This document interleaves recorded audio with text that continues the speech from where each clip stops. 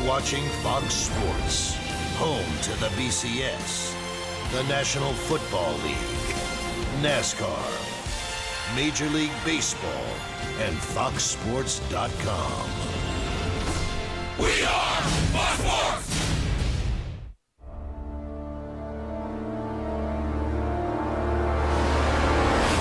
A curtain call.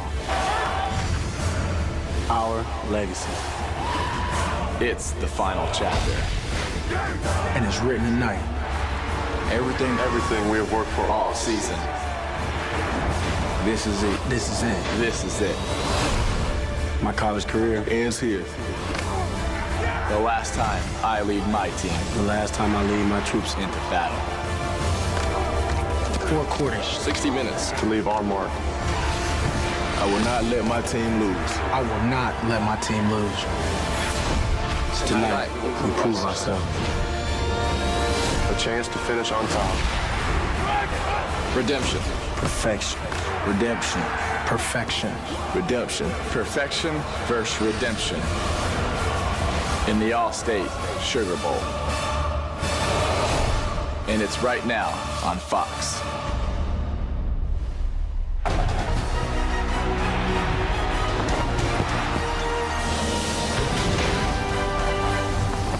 Welcome to the Built Ford Tough BCS pregame show on Fox. You are looking at New Orleans, where the Gators and Bearcats are ready to put weeks of coaching issues behind and actually play some football. Florida comes in a heavy favorite, but Cincinnati remembers what Utah did to Alabama in this game a year ago. And with a perfect season on the line, the Bearcats are ready to show they belong with the big boys. Me. That's what you should be telling yourself. Who gonna make that big hit? Me. Who gonna make that key block? Me. Who gonna get that pick? Me. Who gonna do this? Me. Now for that, y'all, let's get... It has been a trying week for Urban Meyer. Resigns and comes back all in 24 hours. But will this be his final chop on the Gators sidelines? It will be one and done for Jeff Quinn at UC. The man who replaces Brian Kelly at the helm tonight will take over at the University of Buffalo tomorrow. But this game is about players after all, and Cincinnati can score with the best of them. Tony Pike and Marty Gilliard have connected for 17 TDs in their career, and the man who's accounted for 141 touchdowns is playing in the final collegiate game of his career. Two-time national champion and 07 Heisman winner Tim Tebow taking it all in one final time. He is ready, and so are we. Unbeaten Cincinnati faces once-beaten Florida in the All-State Sugar Bowl on Fox. Hello, everybody, and Happy New Year. Thanks for joining us on this first day of 2010. I am Chris Rose, joined by the former national championship winning coach at the U, Jimmy Johnson. And the 1995 Heisman Trophy winner from the Ohio State University, Eddie George. That's right. Happy, healthy New Year to you guys. Happy How you New doing, Year. all right? Yeah. Big game night. A lot of scoring. I know you're all smiles because we're talking a lot about coaching in this one. And the man who brought the spread offense to Gainesville, Florida, pulled the ultimate double reverse this week. Saturday night, 45-year-old Urban Meyer announced he would resign after this game. His heart was hurting, literally, and he said he wouldn't put his family through a crisis. But less than 24 hours later, after a spirited morning practice with his, quote, second family, Meyer took option B, a sabbatical. Return date, unknown. Well, yesterday, our Chris Myers caught up with the man who's unwillingly been front-page news since the day after Christmas. You're a private guy in kind of a public guy business. Has this, what has taken place, bothered you that you couldn't keep certain parts of it private? Yes. And you would like to keep it private? Well, I try to be as private as I can because I have such, protection for my family, which is by far the most important thing. So did it bother me? Yeah, it did. But I'm a big boy, and it will be okay. Some of the announcements or information that came out regarding your health, it was more about your family and keeping that private. I haven't even really told my 11-year-old boy, and having those type of things come out now, which I still don't understand that happens, I've had to talk to him, and that's not easy. What scares you most about going forward? Well, the number one thing is I don't want to hurt, the program. We've basically given our lives to Florida, and we're taking it to a place we're very proud. Are you an all-or-nothing guy? Always have been.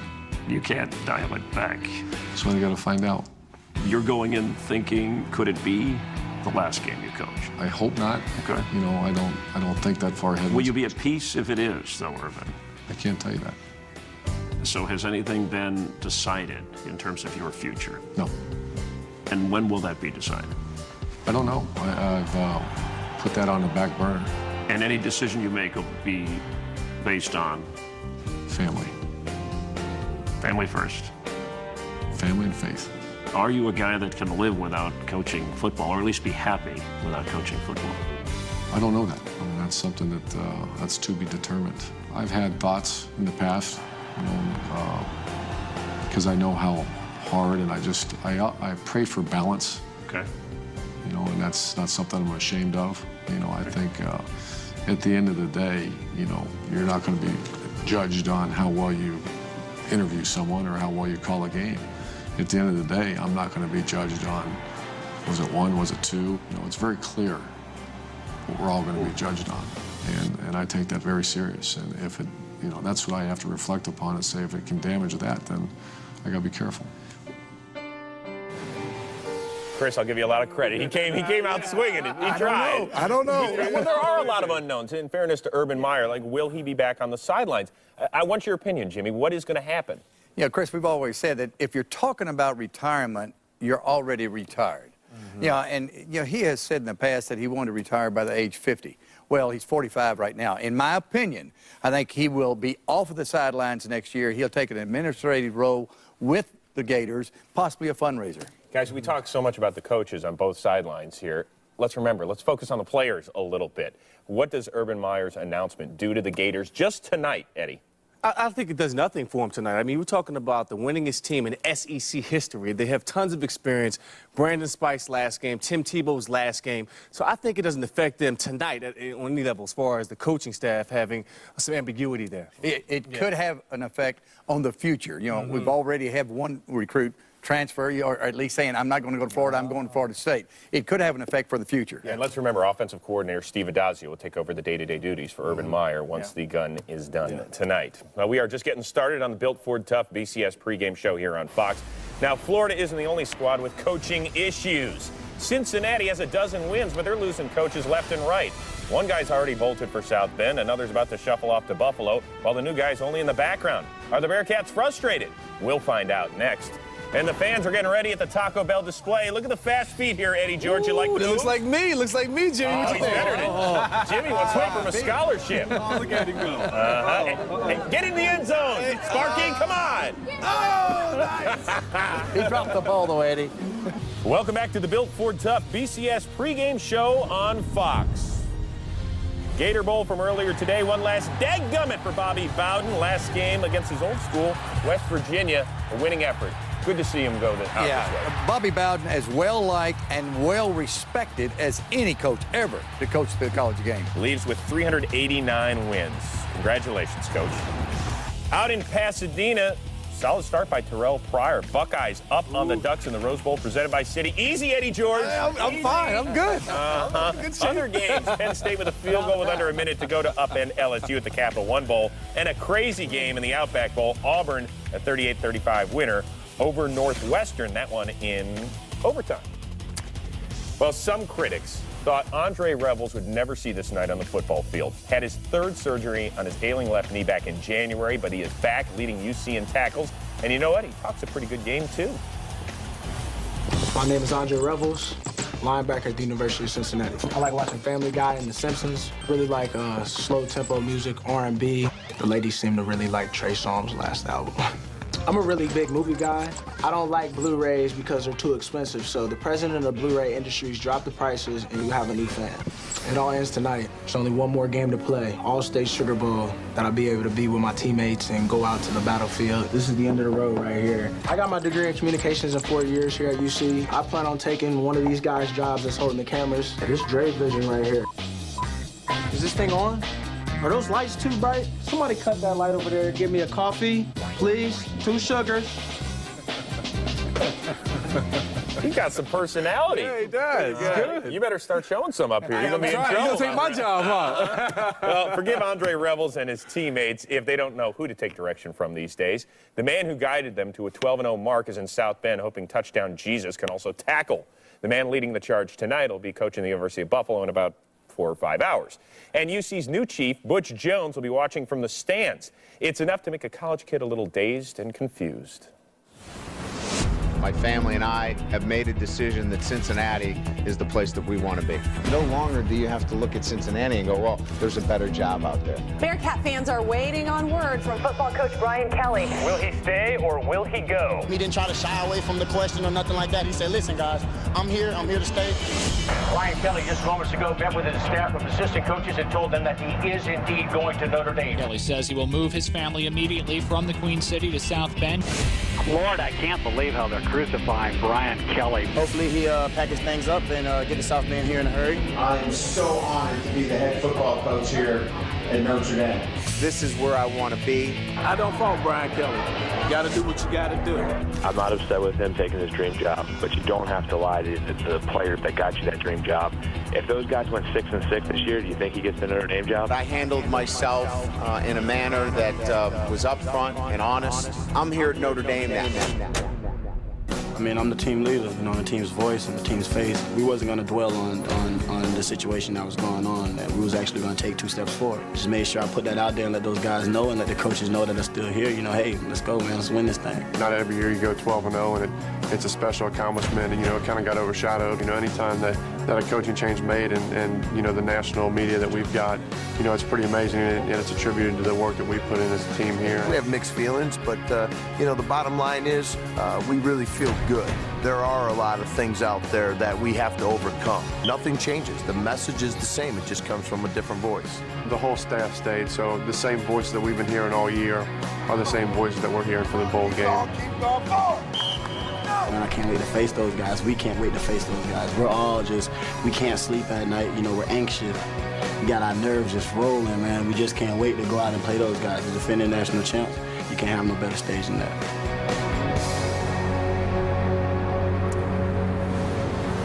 Defensive end Alex Daniels added, we don't care if a dog is coaching us. We would go out there and play very hard tonight.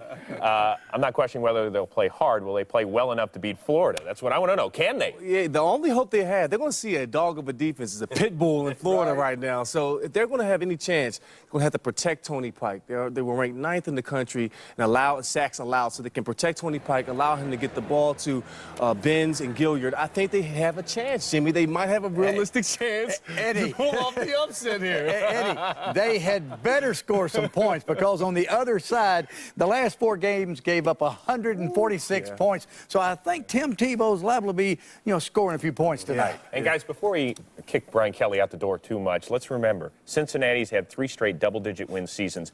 They had 1 in the first 119 years of the program. Something else that's been a big hit, the University of Cincinnati Marching Band. Enjoy the sights and sounds.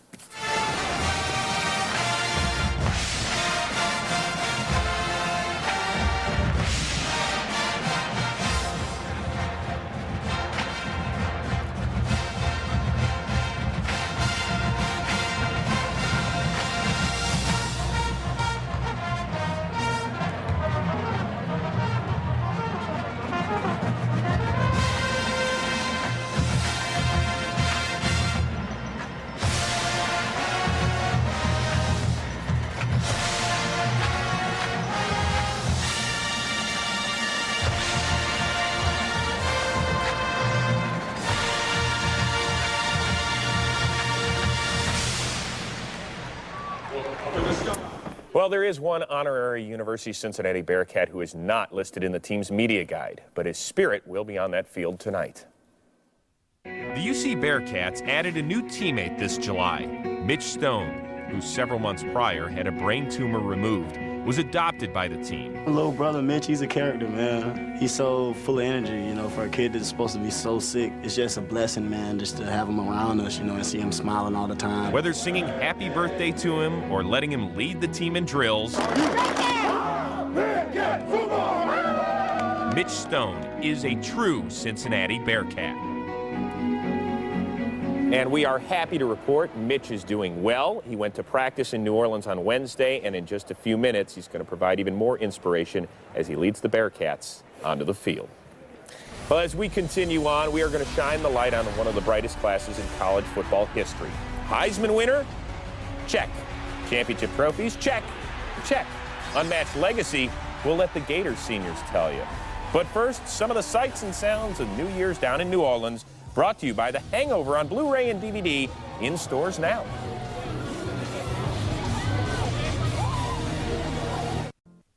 Malaria may be non-existent in the U.S., but it remains a serious threat in Africa. Yet something as simple as a mosquito net can help protect children from this disease.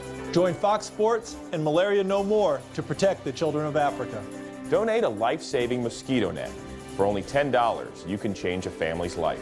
Text NET to 85944 and a one-time $10 donation will be added to your phone bill. Messaging and data rates may apply. Welcome back to the Built Ford Tough BCS pregame show on Fox. Now it's time to meet our first winner in the Built Ford Tough BCS Road Trip Sweepstakes. Chris Chandler from Georgetown, Texas won tickets to the 3 BCS games on Fox. Want to join him? Go to bcstailgate.com to enter. You can win tickets. You can win the Ultimate Tailgate F-150, but you won't win anything unless you enter. Speaking of winners, there's Tim Tebow. Listen, is there anything we could tell you about this guy that hasn't been said over the last 4 years? He has been the face of Florida football, but he has company when it comes to accomplishments.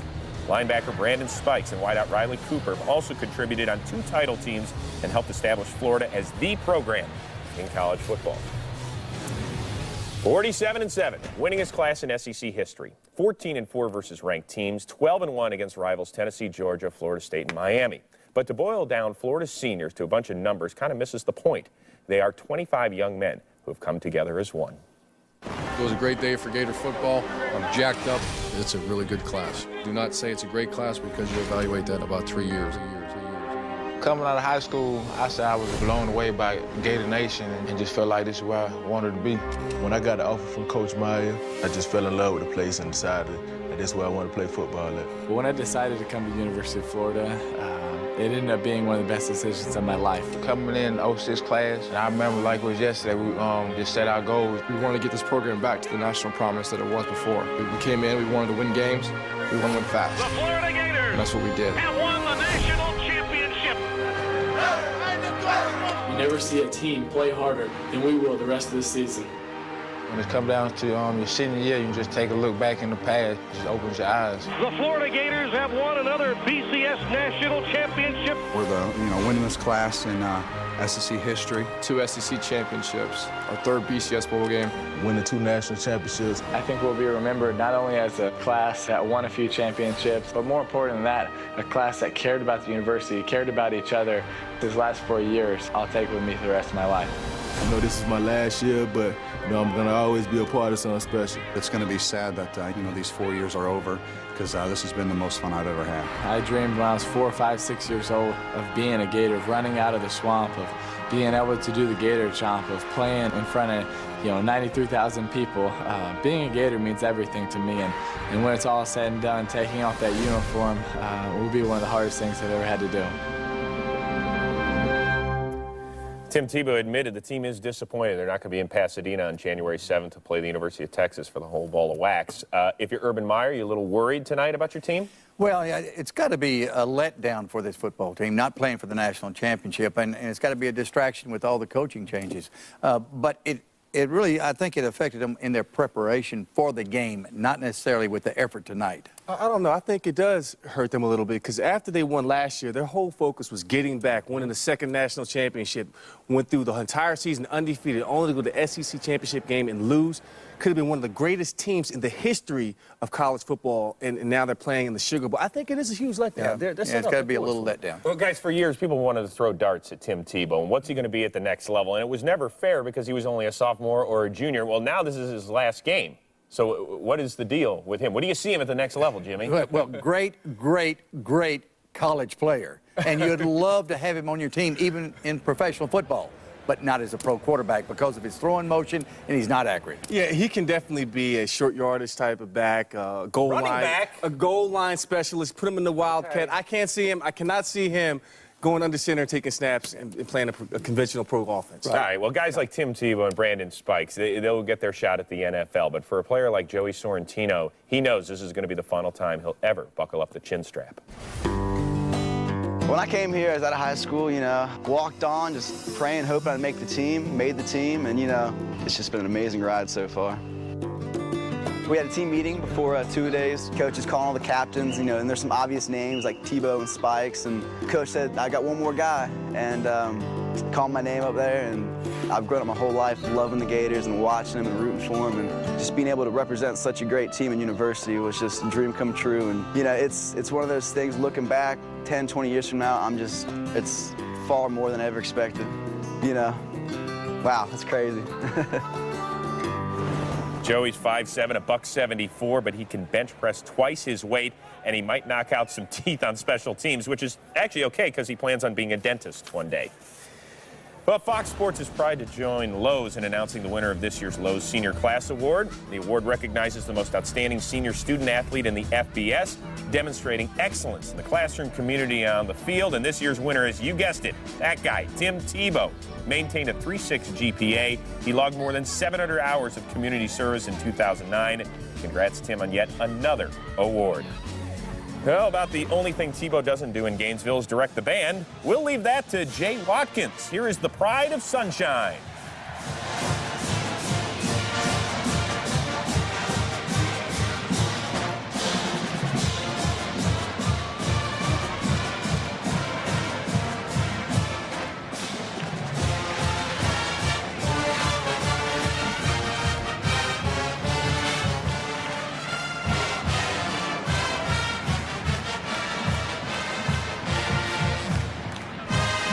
Florida's first marching band represents the great state of Florida with Nina Florida March.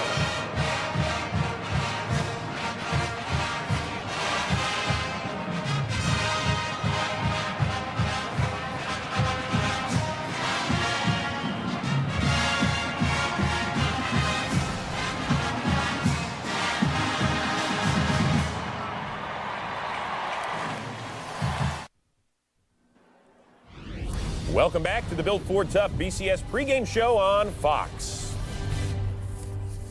All right, let's put our hands together for All-State. Yesterday, the college football players selected to this year's All-State AFCA Good Works team helped prepare Andrew Wilson Elementary and Crocker Elementary schools for the students' long-awaited return after recent storm damage. The players and volunteers helped by tidying up classrooms, moving desks back into place, and returning books to their proper bookshelves. The players named to the All-State AFCA Good Works team will be honored at halftime in a ceremony that will be part of our halftime coverage as well. All right, guys, before we get out of here, keys to victory for each team. Jimmy, you get not the U, but you get Florida. Chris, Florida should be fine if they have prepared in the proper manner. Just, hey, stay focused, no letdown. That's it. That's it. It's that simple. That's it for the Gators. Well, it's not so simple for Cincinnati. They're going to have to start fast and furious, get out there, move the ball, up-tempo offense. They're going to have to protect Tony Pike against that furious defensive front of Florida. And remember last year, Utah versus Alabama, same situation. So there is a chance, Jimmy. Cincinnati they haven't seen the speed they're going to see tonight. Okay, we'll see at halftime. We're talking halftime. Let's remember, we were thinking about that last year when Utah bum-rushed Alabama 21-0 after. You're right. Yes. You're right. Okay, one other final thought before we get out of here about the game, Jimmy. Well, if Cincinnati, they are undefeated. So they've done everything that they could do as far as winning a national championship. They could say, hey, we can win a national championship. And they're tired of hearing about how tough Florida is and the problems they have with coaching. I think they're going to come out and play a good game. And look for Tony Pike to rebound. Last year, 4 interceptions in that loss to Virginia Tech in the FedEx Orange Bowl. He is ready to go against the Florida Gators. All right, now let's send you down for the singing of our national anthem down in New Orleans. Here is Lady Antebellum. Please rise for our national anthem as it is performed by 4-time Grammy-nominated Capitol Nashville recording artist, Lady Antebellum.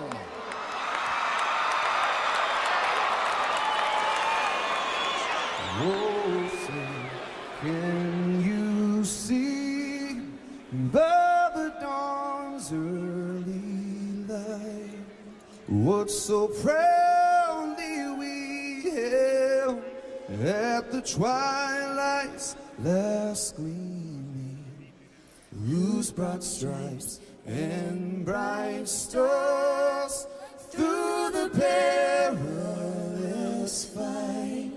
Oh, the ramparts we watched were so gallantly streaming,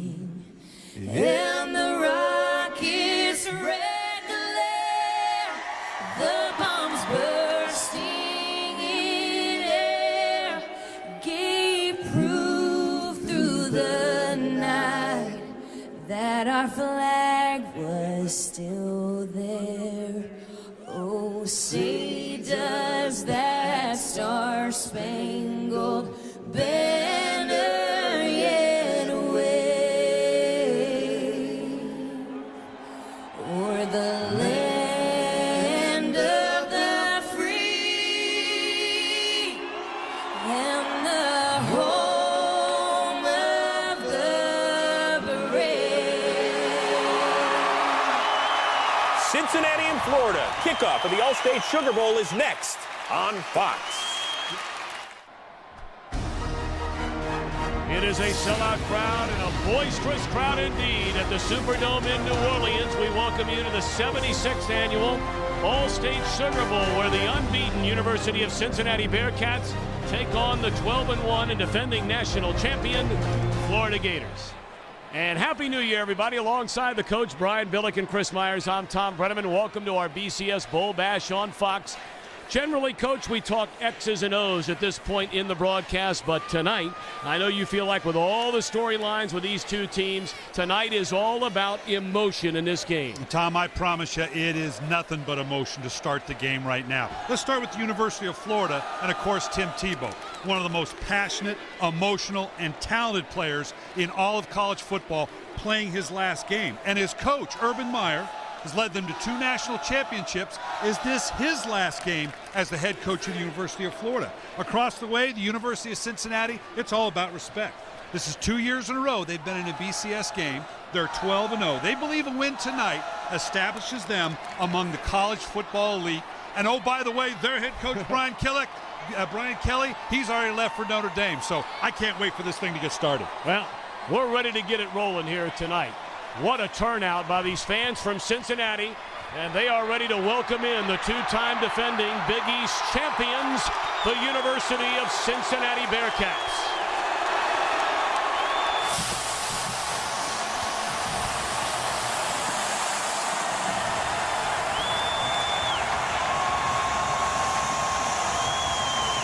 Well, for the Bearcats, a storybook season. Their 12 wins. The most ever in school history. And they did it primarily by scoring. Nearly 40 points per game, 6th most in all of college football. Their second straight BCS game a season ago. Losers to Virginia Tech in the FedEx Orange Bowl, and they try to get their first ever BCS win here tonight. Bearcats for the first time all season long donning the white helmets, and we await the rival of college football's defending national champions. The heartbreaking loss in the SEC title game to Alabama. Here come the University of Florida Gators.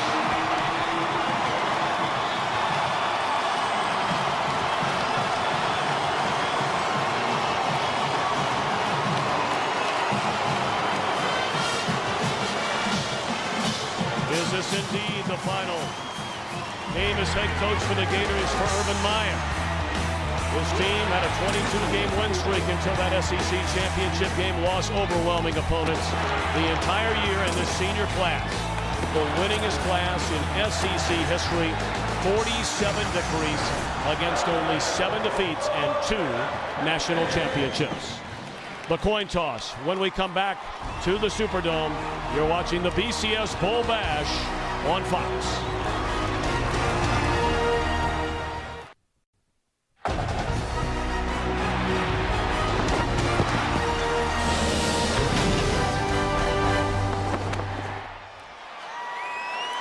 Welcome back to New Orleans, and it's time to join the public address announcer at the Superdome, Doug Green.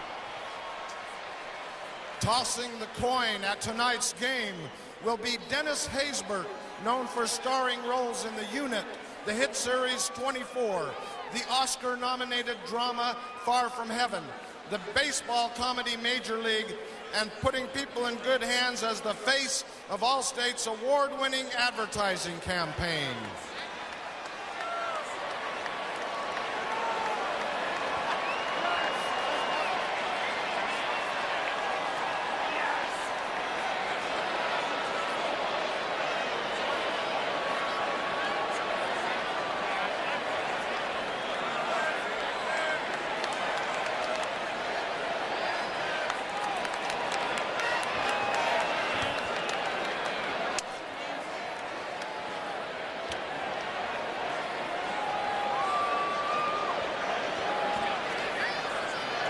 right, gentlemen.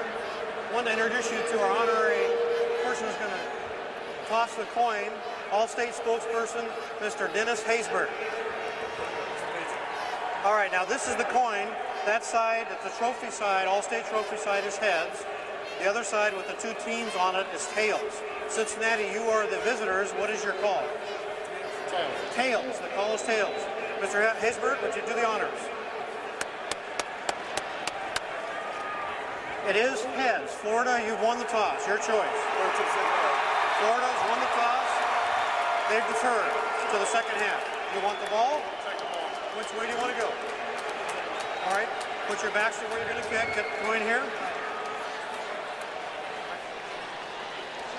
So Florida has won the toss, deferred to getting the football in the second half, so we'll get a look immediately at this Cincinnati offense, which averages nearly 40 points per game, going toe-to-toe with one of the best defenses in all of college football.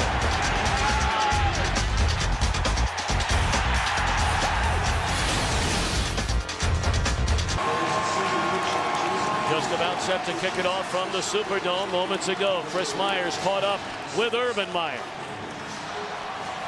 Thanks a lot, Tommy. First of all, Urban, Happy New Year to you. And given the drama of the week, what tells you this close to kickoff that your team is ready to go? Well, I like the way they came out and performed in practice. You know, pregame's pregame, but all you can gauge as a coach is how they do a Tuesday and Wednesday practice. And our guys came out, practiced hard. You know, this is the Sugar Bowl, and we're excited to be here and against a great team. You seem relaxed. How are you handling the possibility that this might be your last game as the coach of Florida? I'm not worried about that. I'm worried about letting our chance. This is a chance to win, I think, our 26th game in the last 2 years, 13 games this year.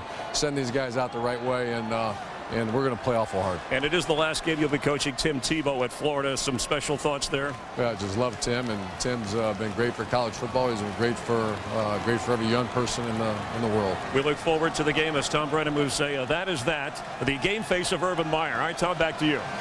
Chris, thanks so much. Coach Meyer, thank you very much. Caleb Sturgis set to kick it away, and one of the most dangerous men in all of college football is Mardy Gilyard. 4 kickoff returns for touchdowns in his career, including the last 2 games which he played to end the season. A 90-yarder against Illinois, a 99-yarder against the Pitt Panthers. So here we go from the Superdome. And Gilyard comes up to get it from the 7. And he is stopped at the 26-yard line. Senior quarterback Tony Pike. It has been a meteoric rise for this young man in a very short amount of time. He began last season number 4 on the depth chart. And due to injuries, by the 3rd game of the year, he was a starting quarterback. He broke his arm, missed 2 games, came back, and led Cincinnati to its first ever BCS game. He starts his 9th game this year and has thrown 26 touchdowns against just 6 interceptions. Wide open spread offense, a very efficient offense, and that's Mardy Gilyard. And he's out to the 32-yard line. That'll be a gain of 5. Here's tonight's Merrill Lynch Wealth Management starting lineup for the Bearcats on offense. Isaiah P., the sophomore running back. Dynamite receiving trio led by Gilyard along with Benz and Woods. And this very underrated offensive line allows less than a sack per game, but a tall order tonight against this Gator D.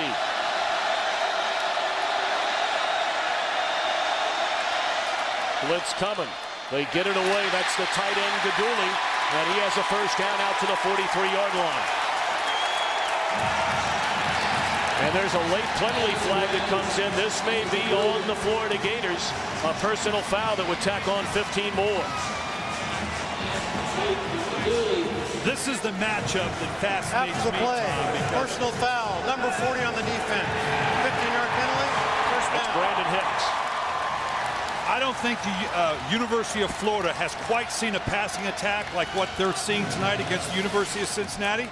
But on the flip side, I'm not sure Tony Pike and this Cincinnati offense has seen quite the talent level, particularly in the back end, as they're going to see against this very man-oriented University of Florida defense. One thing about the Southeastern Conference, historically, so many great quarterbacks and great skilled players.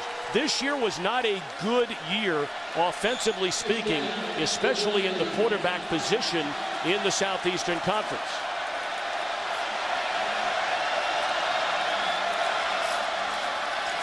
They give it to Jacob Ramsey. He's off the left side, and a big gain for Ramsey. He's inside the 30. There is a penalty flag down. Ramsey, the seldom used senior, who's been replaced by Isaiah Peed as a primary back for Cincinnati on offense. Holding on the offense, number 56. Got the 10-yard penalty, first down. And we've already seen, Tom, some of the emotion beginning to show up on both sides of the ball, with a penalty being called on both sides, both Florida and Cincinnati. Both are going to have to calm down a little bit. Take a look at our Merrill Lynch Wealth Management starting lineup defensively for the Gators. They have Carlos Dunlap back. He was suspended for the SEC championship game due to a drunk driving charge. And in that secondary, many believe number 5, Joe Hayden, is the best cover corner in all of college football. So after the big gain of 12 is erased, a 10-yard penalty makes it 1st and 20 for the Bearcats. Pike rolling left down the field, and it's incomplete, second down. You know, part of the reason for the University of Cincinnati coming out and running a no huddle or a sugar huddle is to try to calm down the different packages that the University of Florida can throw at them. The hard part is this Florida group is good enough. If you force them into doing nothing but man-to-man, they're pretty good at that. You got to be careful what you ask for here by the case of the Bearcats. Jeff Quinn, the interim head coach for the Bearcats, after Jeff Quinn was named for one game. He just got the head coaching position at the University of Buffalo after this game tonight. They try and stretch it to the outside, and another penalty flag comes in. We have a Pac-10 officiating crew working the game tonight.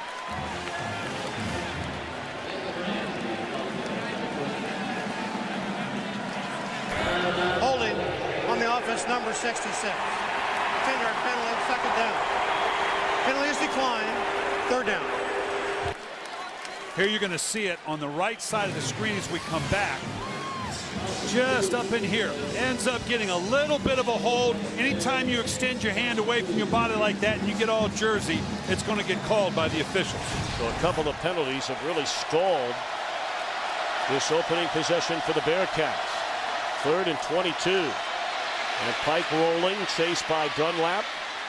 And it is caught, but far short of the first down, and Cincinnati forced a punt on its first possession of the night. Part of the issue for the Cincinnati Bearcats offensive line, Tom, is the sheer speed and athleticism of the Florida front can lead to a lot of these holding penalties because they can't just latch onto them. Of course, the Gators are without Brandon James, so Chris Rainey will get the first try at returning the punt, and he's dropped immediately at the 15-yard line by Orion Woodard. So Tim Tebow and company get the football for the first time when we return. Time to take a look at our Ford keys to the game, brought to you by Mr. Brian Billick. Well, for the University of Cincinnati, you got to get a big play. You're not going to beat University of Florida with 10, 12, 15-play drives, and you got to limit the Florida offense on 1st and 2nd down because Tim Tebow and this group are lethal on 3rd and medium and short. And for Florida, obviously, you've got to be able to make this a very, very physical game against this undersized Cincinnati defense. Well, Tim Tebow won the Heisman Trophy, of course, his sophomore year. He hands it off to Jeffrey Demps. And Demps out across the 20 is dropped at the 22-yard line. 18 touchdowns against 5 interceptions. After winning that Heisman Trophy, the first ever sophomore to do so, Tebow, a 2-time recipient of the Maxwell Award, owns 4 NCAA, 13 SEC, and 25 school records. One of the great leaders in the history of college football. Aaron Hernandez in motion. They throw it to Riley Cooper, and he has a first down out across the 35, run out of bounds at the 37. Take a look at tonight's Merrill Lynch Wealth Management starting lineup for the Florida Gators. We'll see in the backfield primarily the duo of Demps and Rainey. We'll see some Emmanuel Moody. They start in a 3 wideout group of Thompson, Cooper, and David Nelson. Keep an eye all night long on Aaron Hernandez. And by the way, Marquise Pouncey, the center, spent 5 hours in a local hospital last night suffering from kidney stones. But they felt like he was okay and ready to play, and he's in there at center tonight. Tebow one way. Tries to bring it back the other way. A great tackle made by Alex Daniels, the senior out of Columbus. And now the Cincinnati defense, brought to you by Merrill Lynch Wealth Management. They play the 3-4. Third in the nation in tackles for loss. They're led by Andre Revels, a senior out of Cincinnati's Coleraine High School. We'll talk about him throughout the night. Aaron Webster is the only returning starter from last year's Orange Bowl team.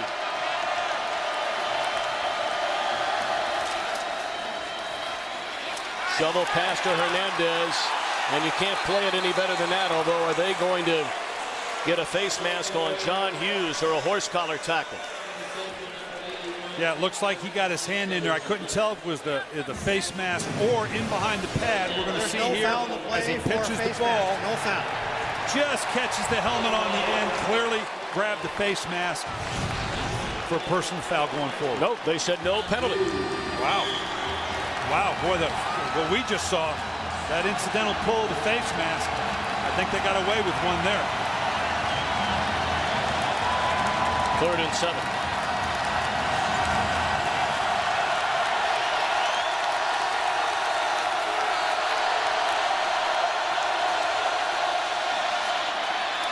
Hernandez very close to a first down. It looks like he has it up to the 47-yard line.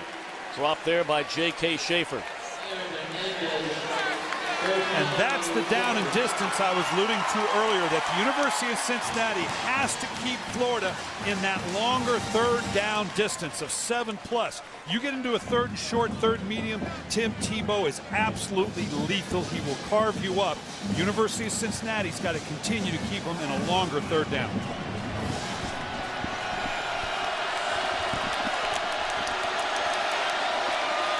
Tebow to throw it on first down to Emmanuel Moody, who checks in for the first time. And the former USC Trojan, who transferred 2 years ago, has been hurt most of this year, gets inside the 45-yard line. Well, of course, Tebow, over his 4-year career, the numbers are simply staggering.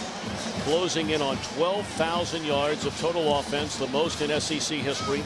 The 141 total combined touchdowns. That's the 4th most ever in the history of football. And the most rushing touchdowns, surpassing Herschel Walker among all SEC players.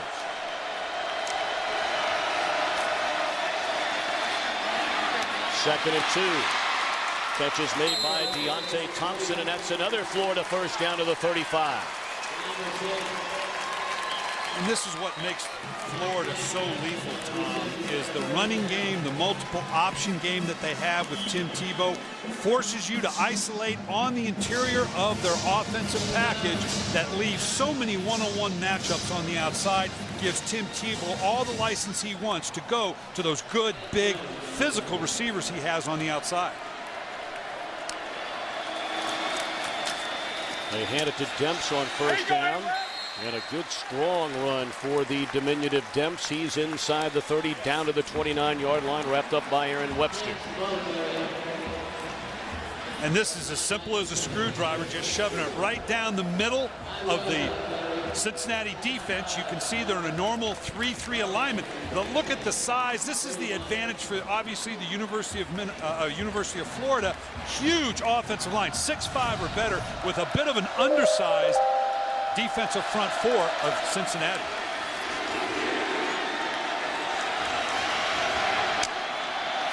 Ninth play of this opening drive for Tebow and the Gators, and he is dropped.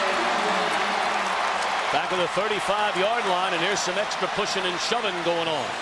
Alex Daniels, the first Bearcat there. Nice job of the Cincinnati secondary. Watch how this pocket collapses around Tim Tebow. He's got no place to go. A straight read down the field. This is not Tim Tebow's game. If the initial 1-2 read's not there, he's got to pull it back down, and the pocket collapsed around him. Nice pressure by Cincinnati. Daniels leads Cincinnati in sacks, and on this 3rd down and 9, he goes to the Bearcats sideline, shaken up.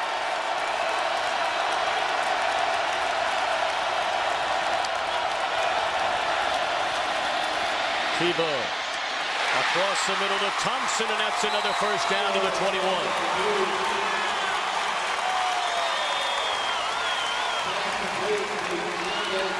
Nice job by Tebow here. You're going to see that had to wait out the receiver coming in from this left side. He's waiting for this window in here to open, having just been sacked, waits it out, and then delivers the ball right to where it needs to go on a long 3rd down conversion. Tebow 6 for his first 6 for 54 yards. That's a penalty. It looked like against Demps. There was a whistle we thought we heard, but Tebow carries inside the 5-yard line. That was a very odd situation there. I don't see a penalty flag anywhere, but I thought we heard a whistle on the Bearcat sideline thinking the same thing. And the Bearcat coaches are pleading the same thing. They heard the same whistle.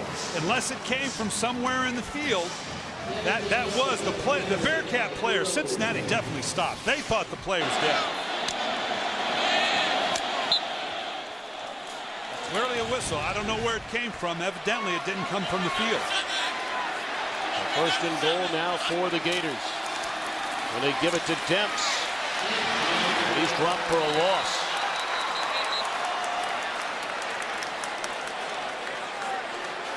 Daniels back in the game for the Bearcats, along with Rebels and Schaefer on the stop, and Demps is down injured.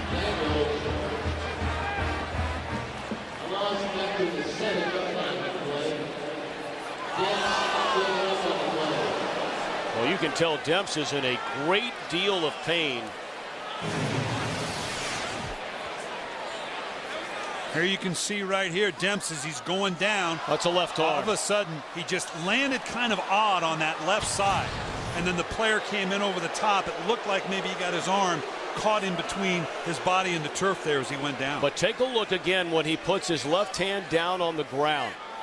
We're going to get back to that when we come back.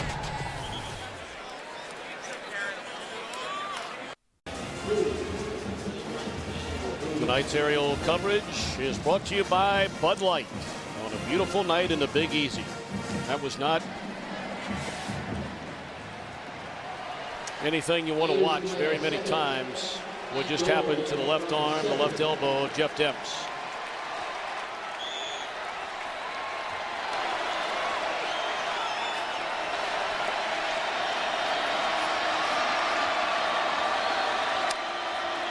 Second down and goal for the Gators. Tebow with all day, rolling left, finds Hernandez, and he is into the end zone. Touchdown.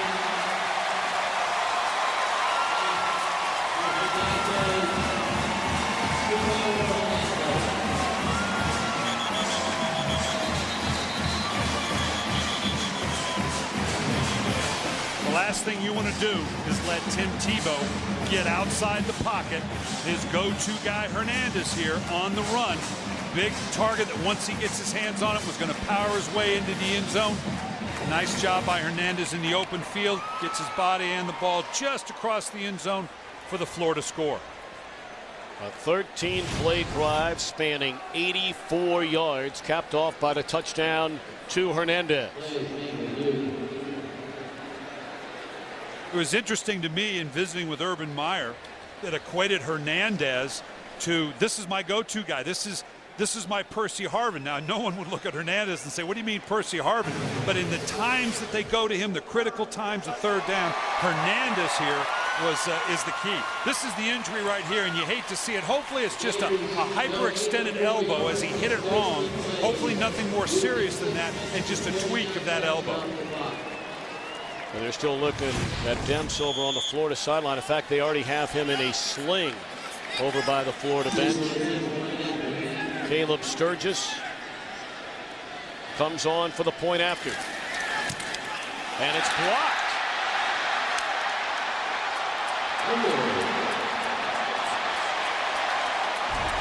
Walter Stewart got a paw on it. Could that be a big point later tonight? 27 consecutive bowls. 12 conference titles. And 2 T-bones. My man. Hot Bobby. Oh, Hot Bobby. The more you save on insurance, the more you'll have for football. Are you in good hands? Go! Go!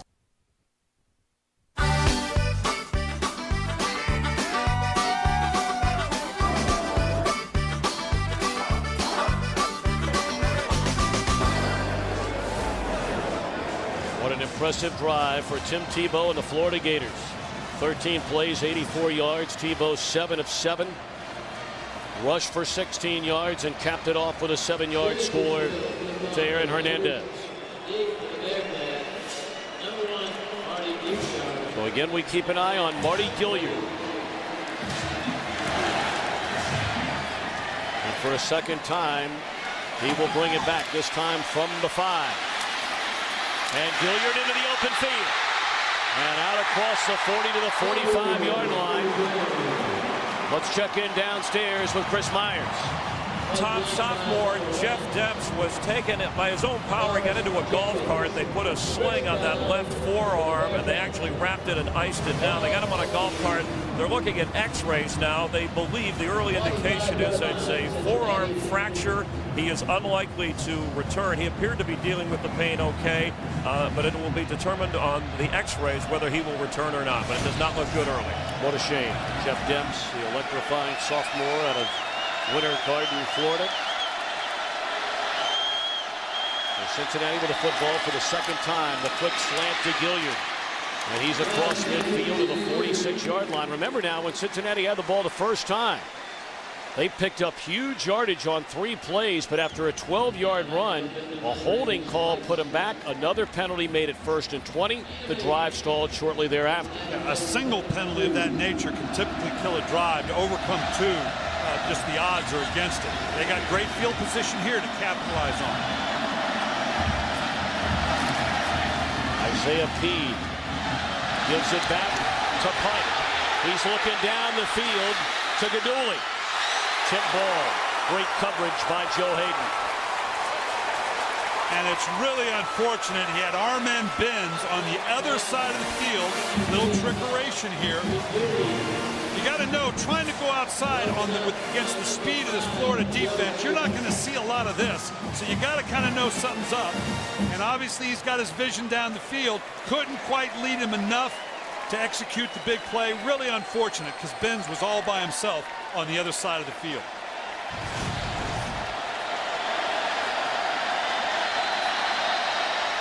Mike out of the shotgun on a 3rd and 2, and he is dropped for a loss.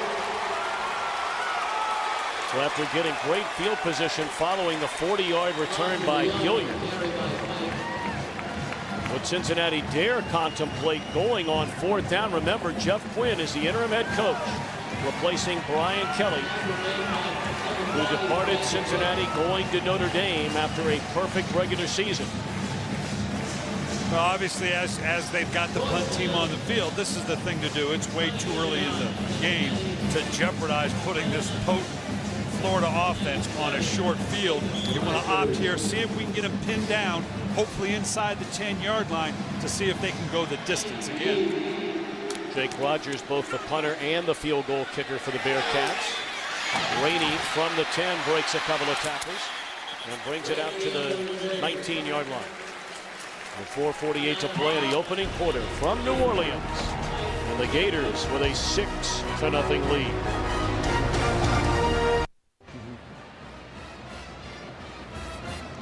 Well, if Tim Tebow is your guy, you can follow him the entire game. Log on to foxsports.com for our exclusive Tebow cam. We have a camera tonight dedicated to showing the Florida quarterback in this his final collegiate game. Tebow cam exclusively at foxsports.com. Tebow 34-6 since taking over the reins as the Gators starting quarterback. And replacing the injured Jeff Demps is Chris Rainey, the redshirt sophomore out of Lakeland, Florida, who rushed for 548 yards on the regular season. They prefer to use Rainey out of the slot But obviously with the injury to Demps, he looks to be the lead guy now. He's got that kind of speed. You can get him to the outside of the perimeter of Cincinnati's defense. He can do some big damage with some big plays. The speed of both Demps and Rainey is truly staggering. Rainey placed third in the 4x100-meter relay at the NCAA Track and Field Championships a year ago. But dropped back to the 31-yard line is Emmanuel Moody. And the man who blocked the point after a moment ago, Walter Stewart, a redshirt freshman, there to make the stop. This nice penetration in this play by Cincinnati. Simply coming in through the gaps here. The defensive line, they've got a good solid wall here. Shucks off the pulling guard's block. Nice job by the end, wrapping up the Florida running back. 2nd and 12. Tebow to throw it down the middle of the field. Wide open is David Nelson, and that's a first down to the 40-yard line.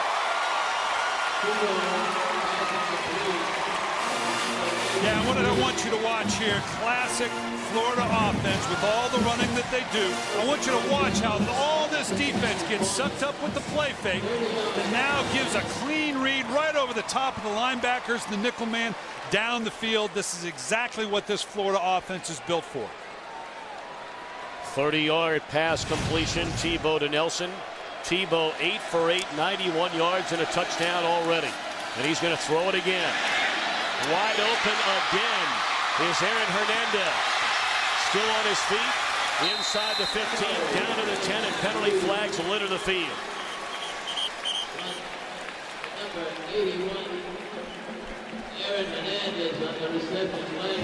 Many wondered, could this Cincinnati defense hold up against this Florida Gator team? During the run, illegal block in the back, number 3 on the offense. That's a 10-yard penalty from the spot of the foul, first down.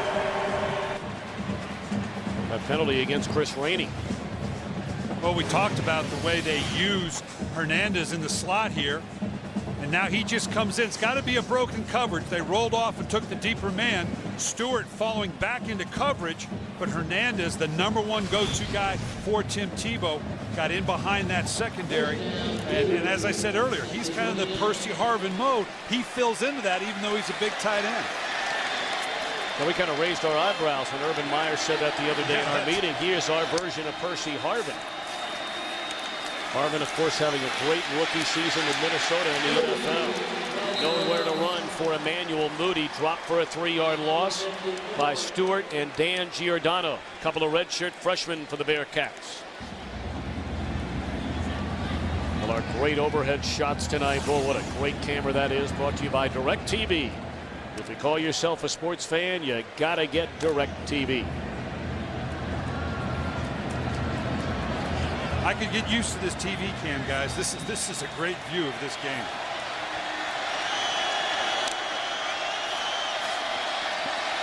Tebow looking around, great protection. Flag comes in, still being chased, and finally thrown to the mat by Alex Daniels. He's been extremely active early on tonight.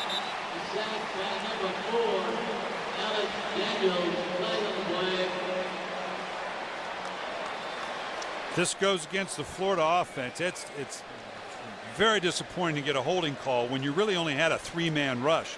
You got to figure your 5 guys can keep the 3 out without holding them. And you got to believe Cincinnati would decline this penalty. Illegal hands to the face, number 57 on the offense. And that's what it was. And that's one of those things where the hands start on the pad, works their way up. That penalty's declined. 3rd down. We're going to see here on the left guard right here. Watch as he starts down. He goes to help. Excuse me, it's the left tackle that I think that got his hands on it rather than the guard that worked his hands up into the face mask of the defender, and that's what the official's going to see. Nice play by Cincinnati, able to turn down the foul, maintain the down, and still get the loss. Becomes, even though it's early, a very important defensive play for the Bearcats. Got to keep him in this 3rd and extremely long. They got to stop him on a 3rd and 15. They so far haven't on a 3rd and 7 and a 3rd and 9.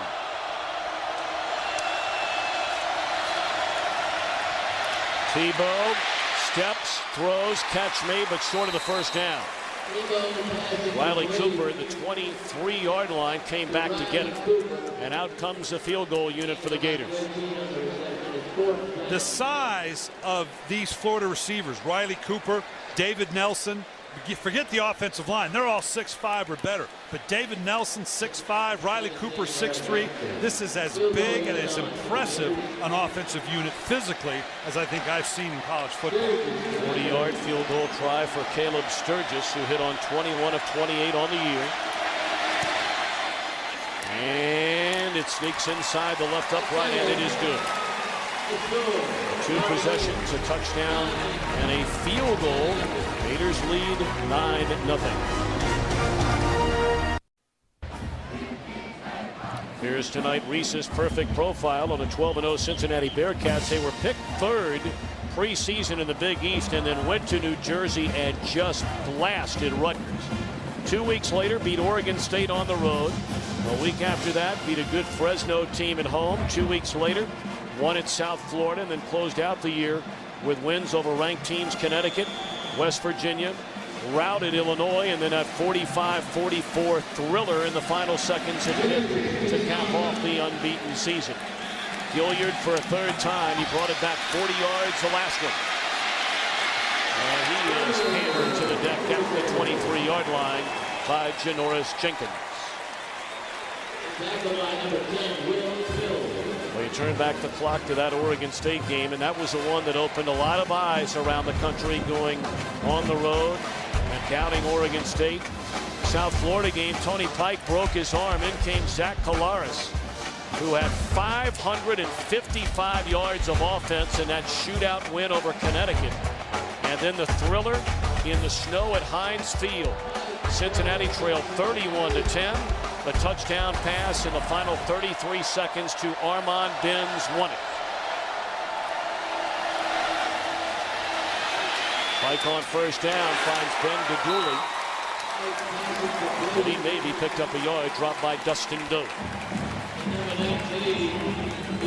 This Florida defense, Charlie Strong, the defensive coordinator, is all about pressure and man coverage. And we're going to see a lot of pressure from his front for no other reason to get the ball out of Tony Pike's hands quickly, because he thinks he has the back end, the secondary, to keep up with these Cincinnati receivers. They give it to Ramsey, and coming up to make the tackle for a 1-yard loss, the middle linebacker playing in his final game, Brandon Spikes. Of course, the story's been told many times. Spikes and Tim Tebow, heavily recruited by rival Alabama. The two were together on their visit. And Brandon Spikes was asked, "Where are you going?" He looked at Tebow. He said, "Wherever he's going." That's good evaluation on Spike's part. 3rd down, and Pike is sacked all the way back to the 15-yard line by Justin Tratto. So 3 and out this time for the Bearcats offense on the final play of the opening quarter. 9-0. Gators lead it. The All-State Sugar Bowl on Fox will continue after these messages and a word from your local Fox station.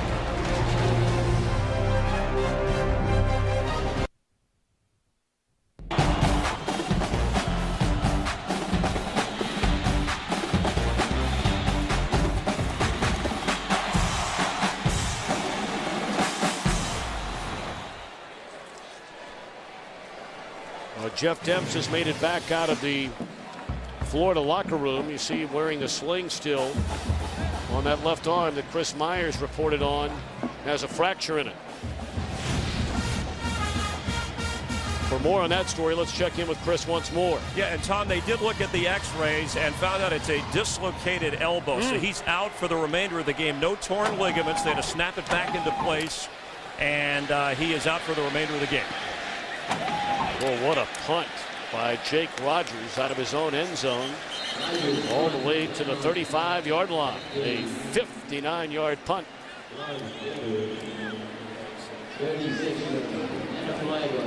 There is a penalty flag back on the far side of the field. It's be offsides against the Florida Gators.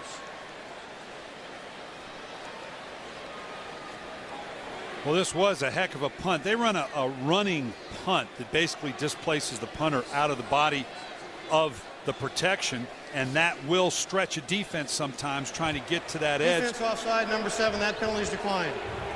A great punt. Obviously could have been great field position for Florida. Now at least backs them up to their 35-yard line. Well, the Bowl Bash continues tomorrow on Fox with the AT&T Cotton Bowl Classic from Cowboy Stadium. And then on Monday, it's a Tostitos Fiesta Bowl. Boise State and TCU. On Tuesday, the FedEx Orange Bowl. The Bowl Bash continues tomorrow, 2 Eastern, 11 a.m. Pacific, only on Fox. The Iowa Hawkeyes will take on the Georgia Tech Ramblin' Wreck. What a great year they've had. And first down, it's Rainey. And he's up to the 39-yard line, a gain of 3.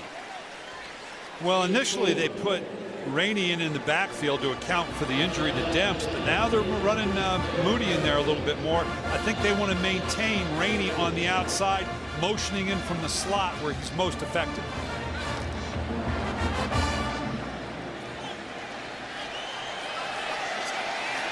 Rainey filling in for Jeff Demps.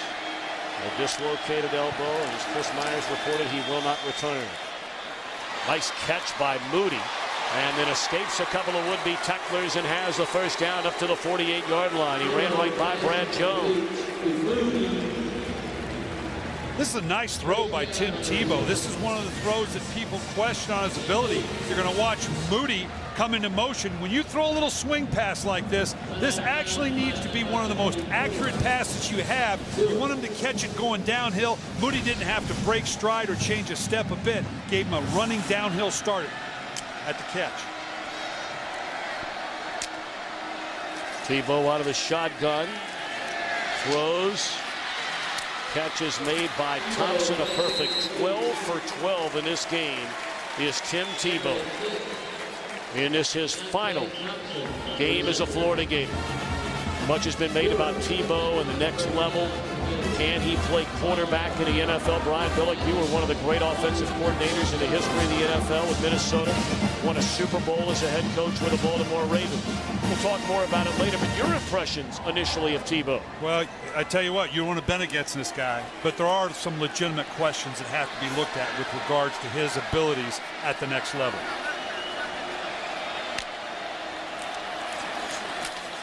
They give it to Moody, and he's up the gut inside the 35 to the 33-yard line. It'll bring up second down and a yard.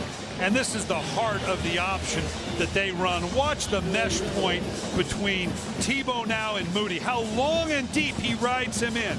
Boy, that really stretches a defense, because when you can't know until that late which of these two really good athletes is going to have the ball, that really stretches the defense in a way that makes it almost impossible to defend.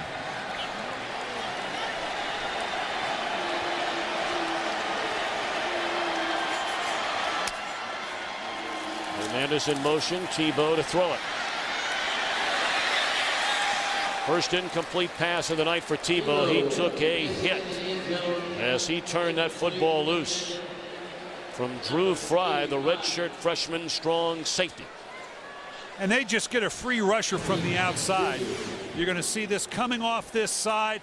Guy unaccounted for on the outside on both sides that forced Tim Tebow to get the ball up a lot earlier than he wanted to throw the ball. Third and a yard.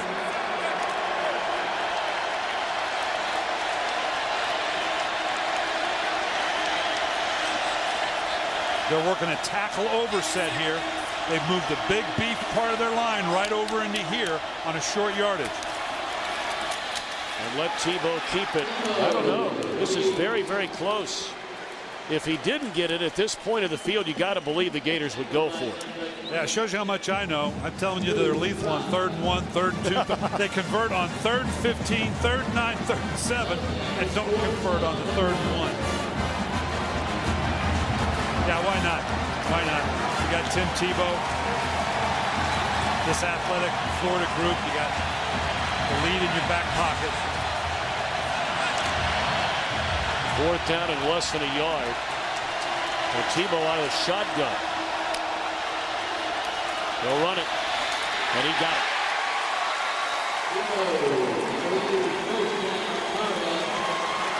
Now this is confidence now in your group to start on a 3rd and 1 in the gun alignment and just get in behind all that beef. Like I said, you got tackles over here, you got an extra big body in here, and now you're counting on that big physical offensive line of the Florida Gators to win that matchup against the undersized Cincinnati defense.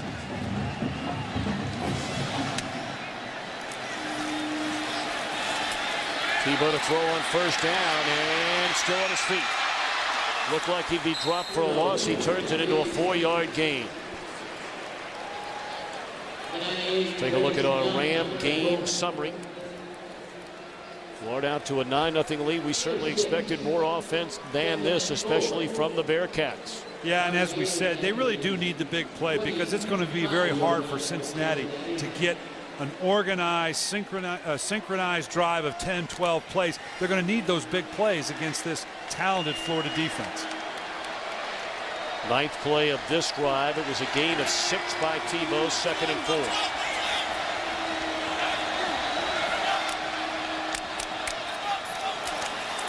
4. Moody blasted as he took the handoff from Andre Revels. Undersized senior middle linebacker out of Cincinnati's powerhouse Colerain High School. And this is the only way you're going to defend this. You've got to slice through there, make them pay early. Don't give Tim Tebow the time to ride this thing in too deeply and blow it up right from the get-go. That makes it a much more difficult read for Tim Tebow. And once, if they can indeed stop that, then you're going to minimize the damage of those long play fakes and the throws down the field. That is Carl Johnson, a left guard, who's the injured Gator. We'll be back. Carl Johnson able to walk off the field. They're taking a look at that right shoulder. He's replaced in left guard by number 74, Maurice Hurt. On a 3rd down and 5 for the Gators at the Cincinnati 26-yard line. Tebow, quick throw. Hernandez a catch. Inside the 10, spun down at the 8-yard line. The junior tight end, the first-team All-American out of Bristol, Connecticut. Well, as we said earlier, we've seen it all year long, and we've seen it already in this game. Obviously, Tebow, when he needs something in a critical situation, he's going to look for the big target of Hernandez. Very nifty down the field as a tight end. Obviously, 6'2", needs to get better as an inline blocker, but obviously as a talented receiver, has the potential to do well at the next level. 1st and goal for the Gators. Emmanuel Moody met at the line of scrimmage by Walter Stewart, the first Bearcat there. Florida actually has had some difficulties in the red zone, Tom. You wouldn't think with this option-oriented football that's just made for the confined spaces inside the red zone. Probably one area that Urban Meyer wishes they'd have been a little bit better this year in terms of converting touchdowns in the red zone.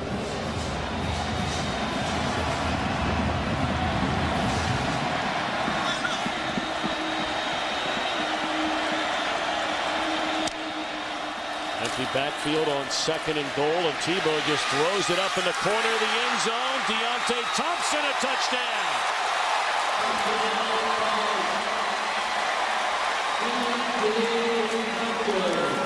Unbelievable throw and catch. Under duress, Tim Tebow, unbelievable body control. Gets his hands on the ball. Obviously only has to get the 1 foot down, control all the way to the ground. Had guys all over him, had to rely on his receiver. This is a big league catch right there. Thompson, the talented redshirt sophomore out of Belle Glade, Florida. Only caught 19 balls during the season. Big things in store for him in future years, and the point after is good. So now with 9:07 to play until halftime, the Gators extend their lead. 16-0.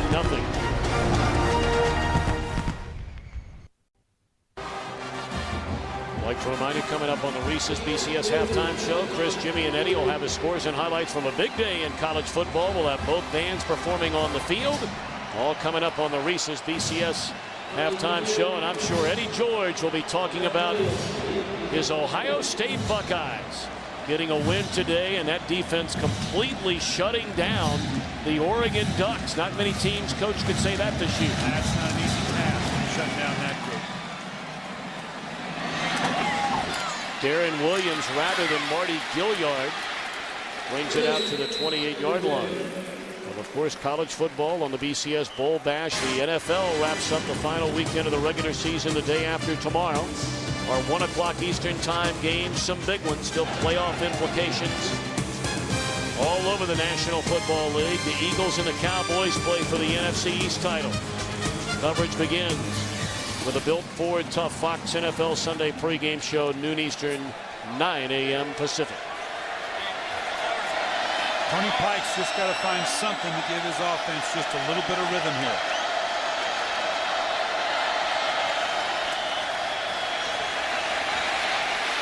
Pike on first down, and he is sacked. Very reminiscent of what we saw against Virginia Tech last year. This is such a short drop, get the ball away quickly sort of offense, and when guys aren't open, things begin to break down. Well, when you have to hold the ball, as you see here with Pike, he didn't like what he saw. Again, this is an undersized Cincinnati offensive line, a very athletic group with the Florida group, with the Florida bunch. Pike's going to have to get the ball out of his hands very quickly, because holding on to it doesn't hold much of a future.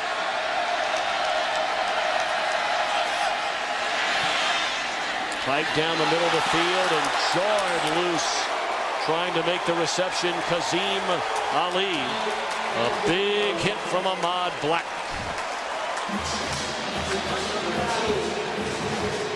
The thing about this Florida secondary, here you can see as a long looping pass down the field. This entire secondary, Joe Hayden is the one that gets all the attention. And a lot of people thought, okay, they'll come in and they'll just match Hayden up one-on-one with Gilliard. They could put any of these secondary. They're very comfortable. Face on the offense, number 71. That penalty's declined. Third down. We had a late flag come in against the left tackle, Jeff Linkenbach. But the Gators will decline the penalty. 3rd and 18. But they don't need to play matchup coverage to finish the thought that I was talking about. They could put any one of these secondary guys on Gilliard, allowing Hayden to come off of that corner where he's his best. Again, 3rd and forever for the Cincinnati offense. Gators only rush 3. Pike down the field for Benz. Nearly brought it in. Into double coverage. It was a beautifully thrown ball by Pike, but jarred loose by the duo of Hayden and Major Wright. Both these last 2 throws were pinpoint accuracy by Pike. The receiver just not having the strength to bring the ball into the body late into the play. Beautifully thrown balls by Pike. Punt away by Jake Rogers. And another good one by the Cincinnati punter. Spotted out of bounds at the 34-yard line. All Gators so far tonight in the Big Easy.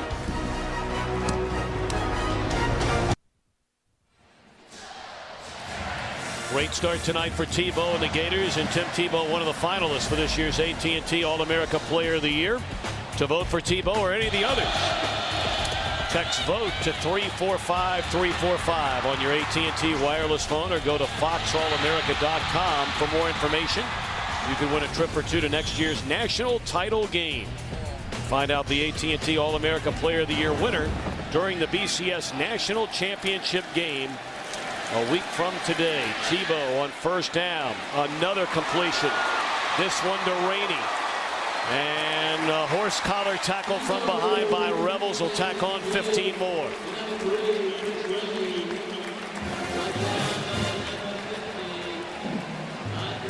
With the kind of speed that this Florida team has, you kind of grab for anything you can as they go blowing by you.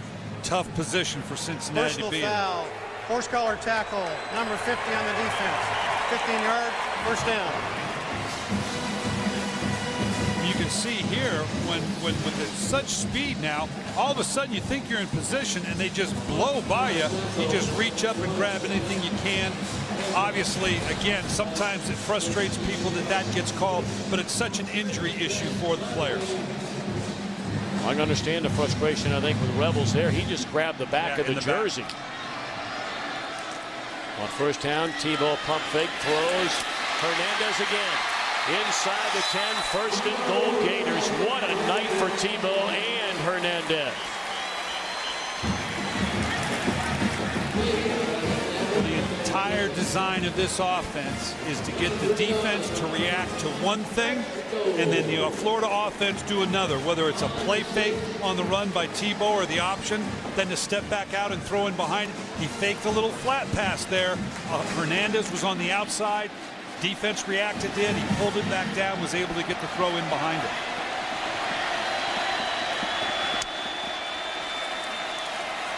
Moody on first down, cuts it back to the inside and into the end zone for Emmanuel Moody.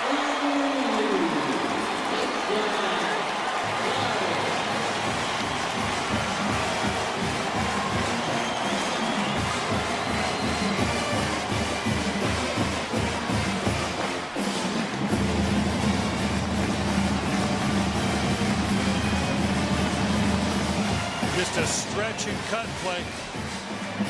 Nice job of stretching the perimeter defense. Xavier Nixon outside allows him to get around the edge, then put your foot in the dirt, in the grass, turn it right up. Point after is good, and with 7:05 to play until halftime, Cincinnati needs an answer. No answers so far for the Florida Gators.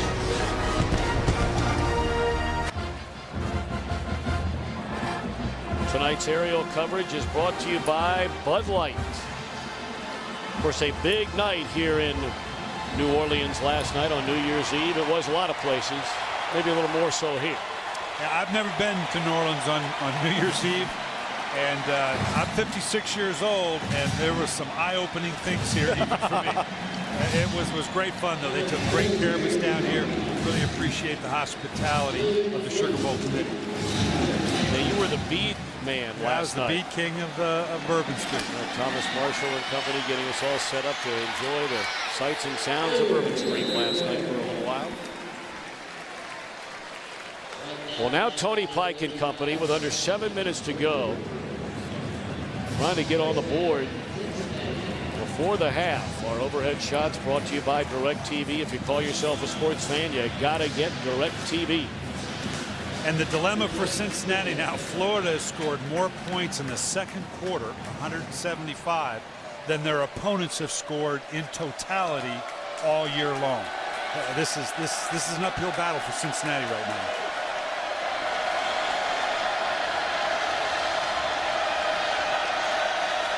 Peed in motion, and they'll give it to him. And Isaiah Peed out of Columbus Eastmore High School. If that sounds familiar, Peed is the all-time leading rusher in that high school's history, and he broke the records held by a fellow named Archie Griffin, the only two-time Heisman Trophy winner in the history of college football.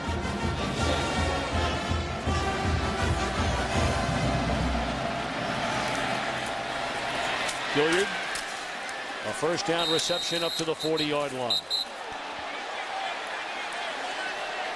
For more on Marty Gilliard, here is Chris Myers. Well, Tom, that's what the Cincinnati sideline wants more of. And Marty himself, before the game, and he's one of the few guys on the Cincinnati team not from Ohio, a Florida native, said, we're the undefeated team. We're being treated like a Division II team. And moments ago, he was trying to encourage Tony Pike on the sideline, said, you know, I stepped up when Brian Kelly resigned. We need to step up now. That's an Aaron Hernandez-like play for the Cincinnati tight end, Ben Gaduli. And he's up to the 44-yard line. Now, Gilliard is a young man who grew up in Florida, Bunnell, Florida.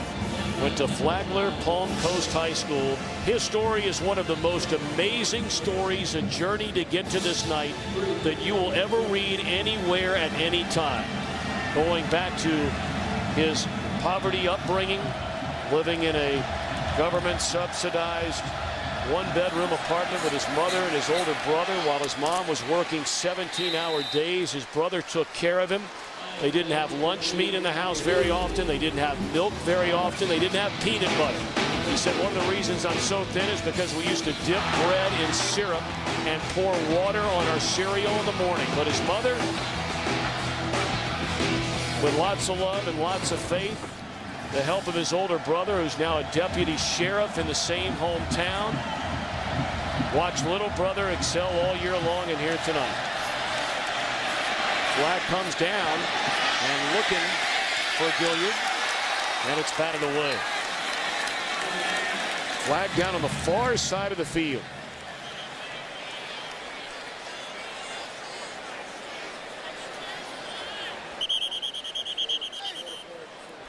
Offsides.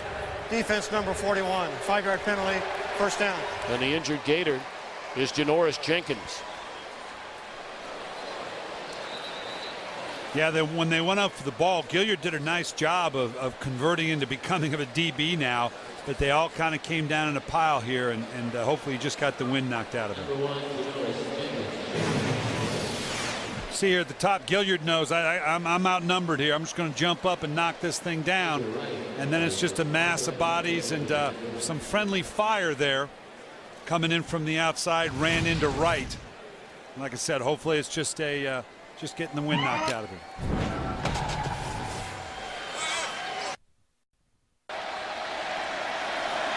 Janoris Jenkins able to trot off the field. A 1st and 5 for the Bearcats at the Florida 45-yard line. They give it to Isaiah Pead. And he runs his way hard, running by Pead to the 40-yard line. A big collision with Brandon Hicks. And then some extracurricular business down there, and they may have gotten Pead. But when you're down 23-0, you cannot have that. Nah, and he's still jawing on a little bit. This is, you know, Cincinnati's finally got a little rhythm going. They've hit him with a shuffle pass. They've gotten a couple throws. They've gotten to the outside. And now to be backed up on what looks like it could be a personal foul against Pead, boy, it's an uphill climbing, particularly down 23-0 to a team like Florida.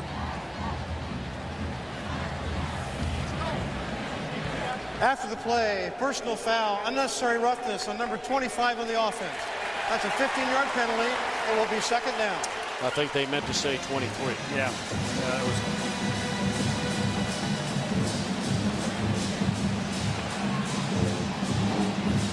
And you just, you know the frustration and you know why, but right here, you just got to keep your cool. And I don't know. I guess the officials have to call that. This guy's jawing at one another. I didn't see a shove or a push. And I'm not sure that one doesn't. Hey, son, here's a warning. Let's don't see it again and let him go. Here you get a look at Steve Addazio. Of course, he is the head coach in waiting when Urban Meyer takes his leave of absence, indefinite leave of absence following the game tonight. Addazio will pretty much run this entire Gator program for the unforeseeable future. Read beautifully by Major Wright, and he drops Gilliard at the 45-yard line. That's a well-conceived defense by Charlie Strong of Florida. What they bring Hayden, who is their boundary blitzer right here. Hayden comes from the outside, but it's almost a trap. If you can get the ball out over the top of that blitz, all of a sudden now the secondary's waiting for it. I think Cincinnati got baited into that one, seeing Hayden come off the edge. Nice, well-designed defense by the Florida Gators. Cincinnati has not converted a third down the entire game. This one third and a ton, and Pike being chased, gets it away. Catch is made by Ramsey, and still on his feet, and that's going to be against Florida. That one far worse than the one a moment ago they got Isaiah Pead for, and I think Brandon Hicks might have his second personal foul of the game. But this one's interesting because it looked like he was down. You're going to see him get out around the edge here. It looks like he's going down, but he doesn't actually go to the ground. He's over the top of the defender. After the play, still going personal now. Foul, unnecessary roughness. And kind of caught him off guard. Now that's just a late hit. I thought maybe he came into it late. That's just a late shove. Officials got to get this under control right now because the John's getting pretty good. Ryan Stamper is the injured Florida Gator, fifth-year senior out of Jacksonville. Charlie Strong told us the other day they're guys that get a lot more pub and might be better NFL players than Ryan Stamper ever will, but he said he is without a doubt our most dependable player on defense. A model of consistency every day he's been a Gator. And it's a joy to have a guy like that because he's the guy that when things get tough, it gets hot. Everybody else on that defense looks to.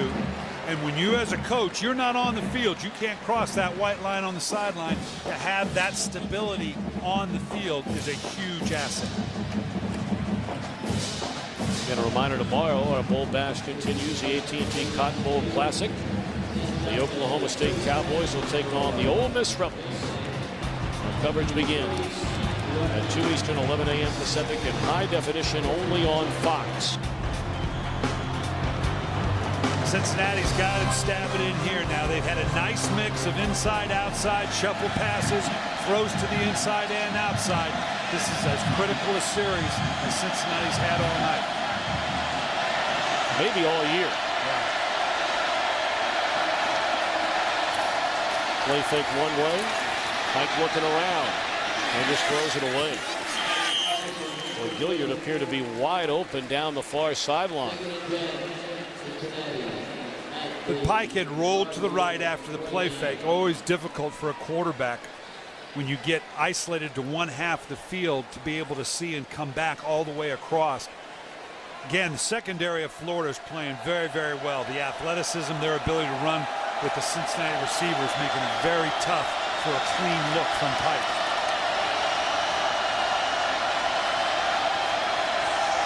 Everybody up and showing pressure. We'll see if they bring them or they're okey-doke and Pike and dropping out.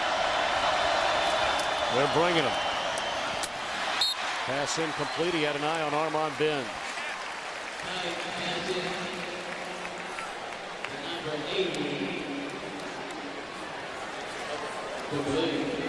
Quinn's going deep into the playbook now. He knows he's got to stay as broad-based as he can get. You can't rely on just one thing with the athleticism of this Florida defense. You got to get him outside the pocket. You got to mix in the runs. You got to get as many one-on-one matchups as you can get. Gilliard's your go-to guy here. Play clock under 10. They roll Pike down the field. Incomplete. He had an eye on Gdoulig. Well, it's fourth down. This would be about a 46-yard field goal try for Jake Rogers. And he'll come out. And that's the dilemma for Cincinnati. You roll Pike out to get away from the pressure, but you cut the field in half doing it against a very athletic secondary of Florida. So tough dilemma to be in.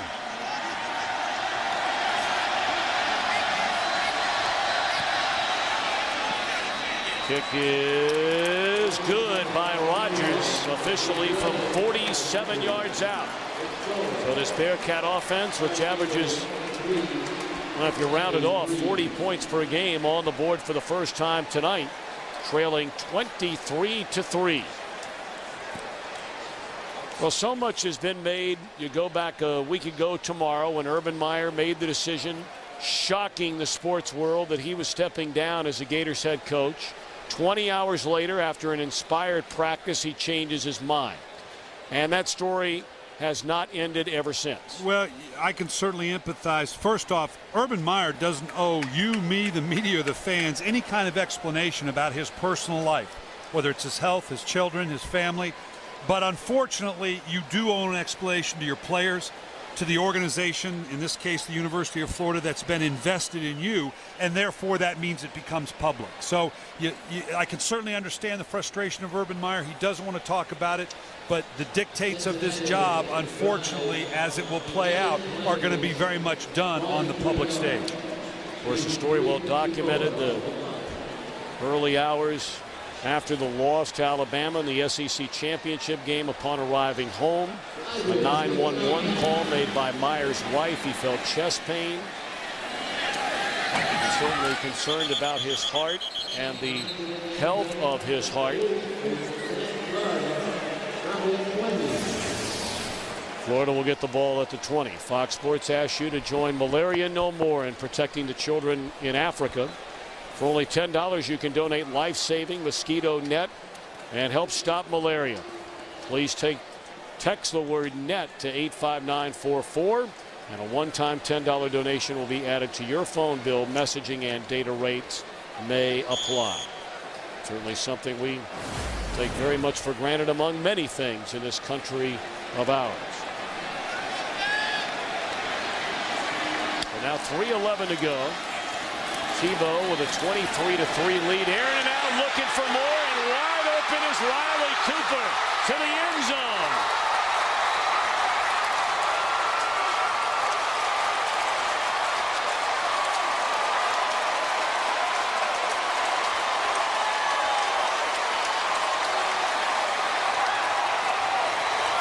Well, Riley Cooper just blows by Dominique Battle. There again with no help over the top. All eyes are now inside because the play fake. Safety not in position. He has his eyes on the quarterback and on the run action of Florida. Riley Cooper got legitimate open-ended speed. One-on-one battle with Dominique Battle. Obviously, Riley Cooper. Big explosive play, really uncharacteristic for this Florida offense. They're not a big play offense per se. Of course, Tebow and Riley Cooper roommates the last couple of years. 30-3 Gators. Goodness gracious. Of course, Urban Meyer playing against his alma mater here tonight. A graduate from the University of Cincinnati in 1986. Got his graduate degree at Ohio State in '88, but you know, Brian, you coached at the collegiate level, not as a head coach, but as an assistant, and worked your way up in the NFL, becoming a head coach. I'm sure you can relate to the pressure that Urban Meyer and so many others must feel day in and day out in this job. Pressure as it applies in context, of course. Sure, and it's not just the pressure on the field and the wins and losses. It's the pressure, and Urban Meyer is very much into the growth of this young football team, of his players. And you get drawn into the pressures, as any of us that are parents know, into dealing with the ups and downs and the emotional state of these young athletes. Hilliard tackled at the 22-yard line. 80-yard touchdown catch for Riley Cooper, the second longest pass play in Sugar Bowl history. Yeah, and I was just about to say, you know, this Florida offense is not necessarily a big play offense, where last year they were, when they had guys like Murphy and Percy Harvin, where, to put it in basketball parlances, they were fast break last year. They're a half-court game this year. And when you saw it, we've seen long extended drives. That kind of big play really is uncharacteristic for them this year.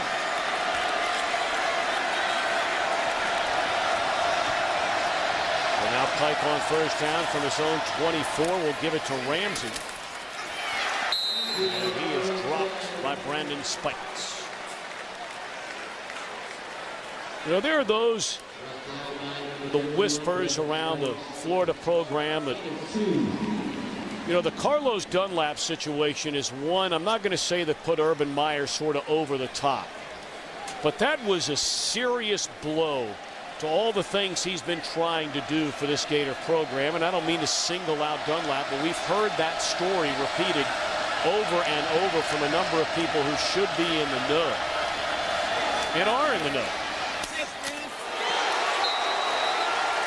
When Meyer took over for Ron Zook, he came in and cleaned out, I'm not going to call them malcontents, but certainly a lot of players around this program that he did not want around and try to get this thing going in the right direction. There you see a blitz by Hayden off the edge again. Same thing. Blitz, but then covered quickly on the backside by Wright. Yeah, you know, and what I'm referring to, obviously, is Urban Meyer. Again, it's not just the pressures on the field, but you have the lives of these young people in your hands as well, and that can take an emotional toll as well. Third down, and Pike sacked by the aforementioned Mr. Dunlap, who is some kind of player. Well, and you're going to see Dunlap. This is one impressive athlete coming off this weak side here. His quickness, look at, he spins right here. All of a sudden, the offensive lineman couldn't even get his hands up. The quickness, the athleticism, the long arms of Dunlap. This is very much a pro prospect should he choose to come out this year. He was the defensive most valuable player in the 2009 FedEx BCS National Championship game a year ago. First team All-SEC. And Tony Pike has been under heavy pressure all night long. And again, not just from the front 7 or the front 4, but that pressure is a result of the shutdown coverage that this athletic Florida secondary is able to do to these Cincinnati receivers, making it very difficult for Tony Pike to get anything off with any kind of rhythm.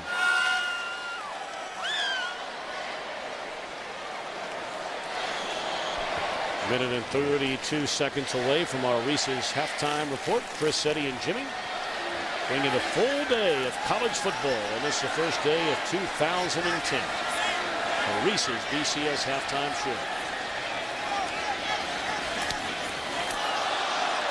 That one off the toe, it looked like, of the punter Rogers.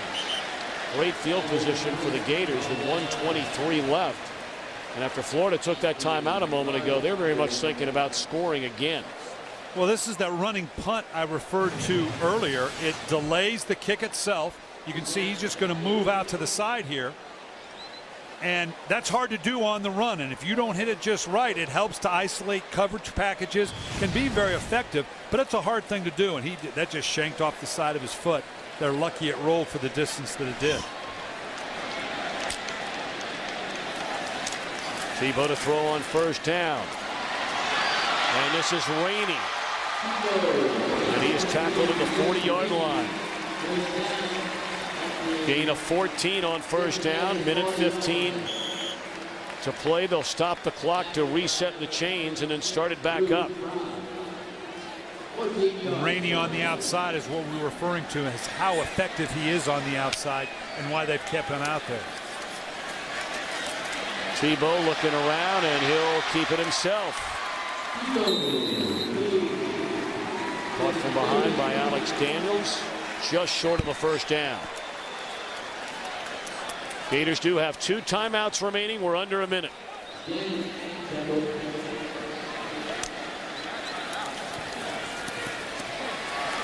All day to throw for Tebow. And then finally felt from pressure from Alex Daniels and an incomplete pass. Those have been few and far between tonight. 18 of 20 for over 300 passing yards here in the first half for Tim Tebow.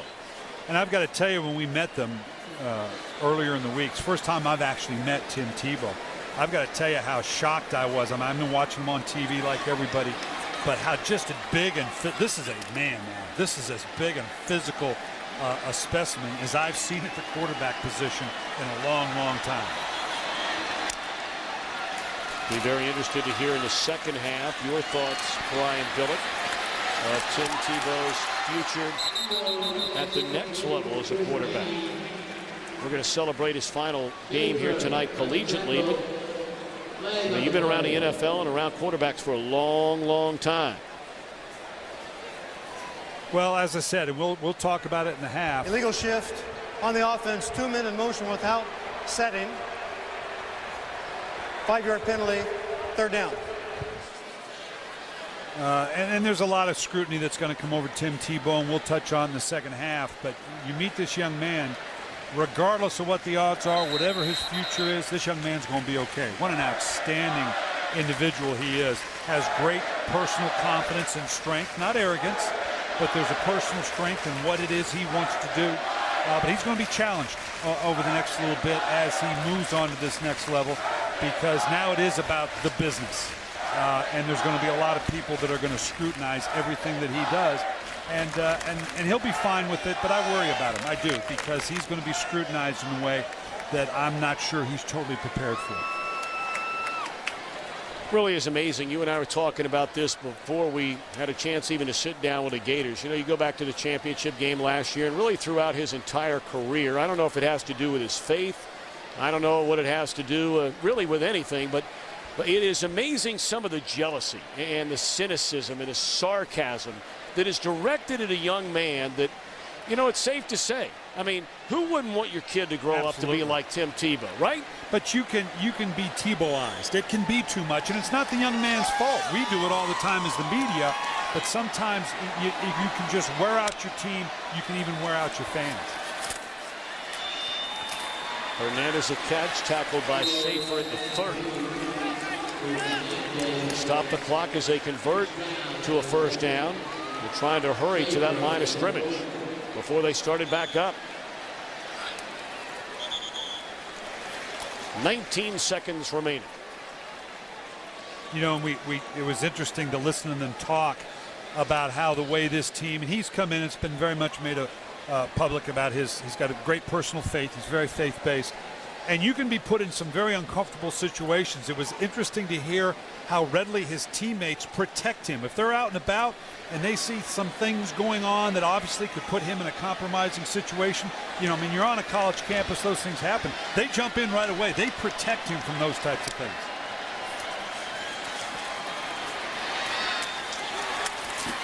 Nelson the catch, run out of bounds, stopping the clock with 14 seconds left.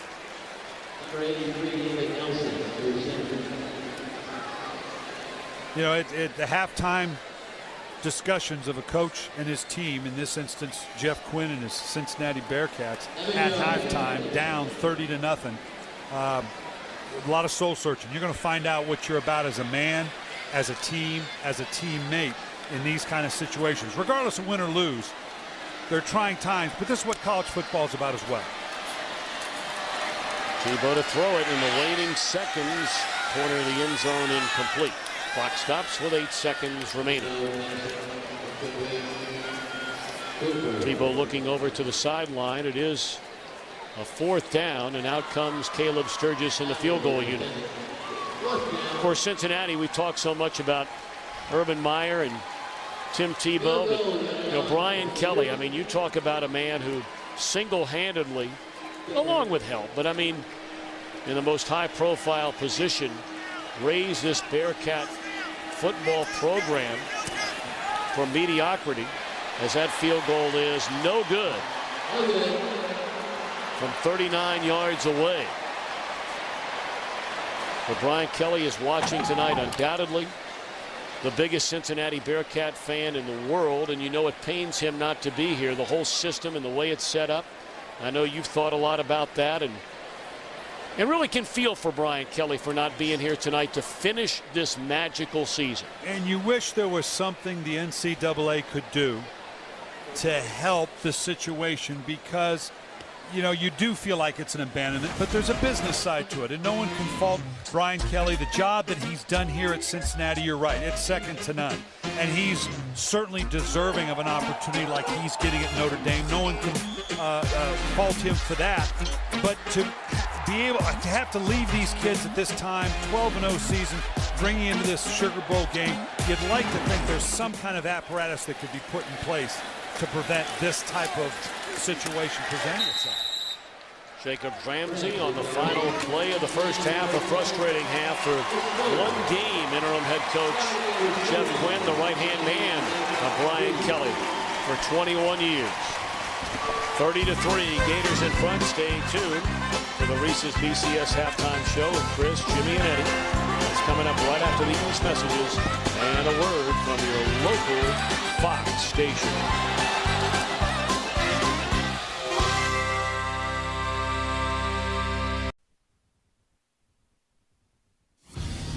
Welcome to the Reese's BCS halftime show on Fox.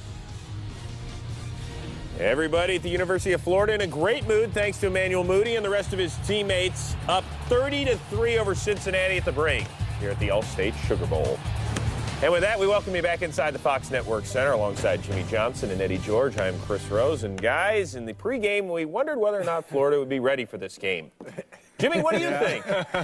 I think they're ready. I think Tim Tebow's ready. You know, really having a great first half. And we talked about it in the pregame. Cincinnati has really struggled this last month as far as slowing anybody down. They can't get Florida off the field now. Eddie, make a case here for Cincinnati.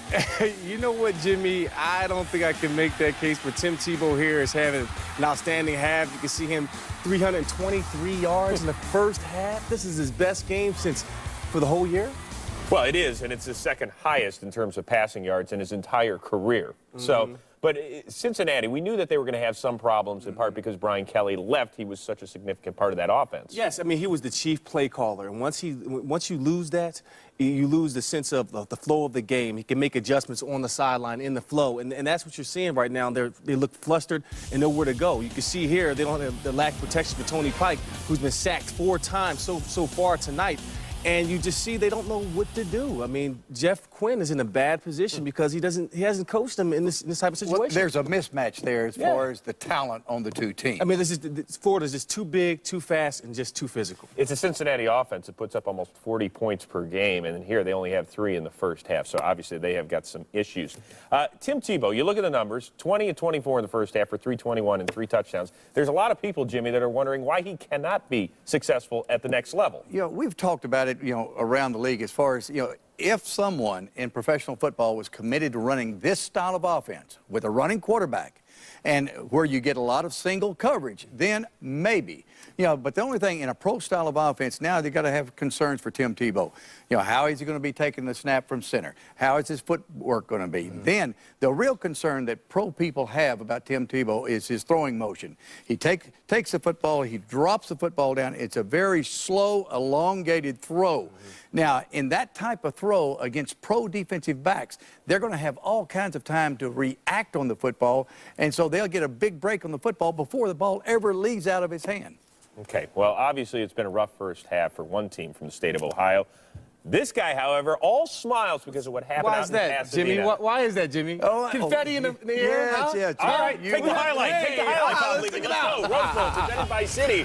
Ohio State and Oregon. Captain Sully out there is the honorary chairman of this thing. Terrell Pryor looked good. Hey, man, I'm so proud of Terrell Pryor. Rose Bowl MVP, 266 yards, 2 touchdowns, 70 rushing. How about that, Jimmy, huh? That's good. Good for Iowa State. And how about one last dadgummit for Bobby Bowden, 80 years old, saying goodbye after taking care of his former school, West Virginia, in the Gator Bowl. Bobby Bowden, one of the most well-respected, one of the most well-liked coaches that ever coached in college football. We're going to miss him. Another guy that's well-respected, Joe Paterno. Field goal in the last minute by Penn State, upends LSU. Hangs on and beats Northwestern by 3 in overtime. All right, well, the fun continues tomorrow on Fox with the AT&T Cotton Bowl. Ole Miss and Okie State, which is looking for its first 10-win season since the head coach, Mike Gundy, was the Cowboys quarterback back in 1988, and well before he was ever a man, because he's 40. Here's a preview with Pat Summerall and Daryl Moose Johnston. Well, thank you, Chris. We've had a chance to meet with both coaches and players from both teams. We expect a good matchup, don't we? We really do. And I think the quarterback that gets off to the best start is going to have the advantage. Zach Robinson for Oklahoma State or Jevin Sneed for Ole Miss. They've been up and down all season. Both very much depend on the rhythm of that game. So whoever gets off to a better start could help his team out. And now let's talk about the running game. Dexter McCluster from Ole Miss. Very exciting. They're going to put him all over the field. Ole Miss would like to get him 20 touches during the course of the game. How does that Oklahoma State defense stop him? They haven't got a 100-yard rusher all season long. Can they keep that streak alive? And then the option. The option gave Ole Miss fits against Mississippi State. Can Zach Robinson take advantage of that? Not only throwing the ball, but also running. You can bet they've looked at that film. Absolutely. So they know what's coming. Back to you, Chris. All right, guys, we look forward to it, and we look forward to more of Tim Tebow and Florida. Will they get to play the whole game? We got much more coming your way, including both bands after this.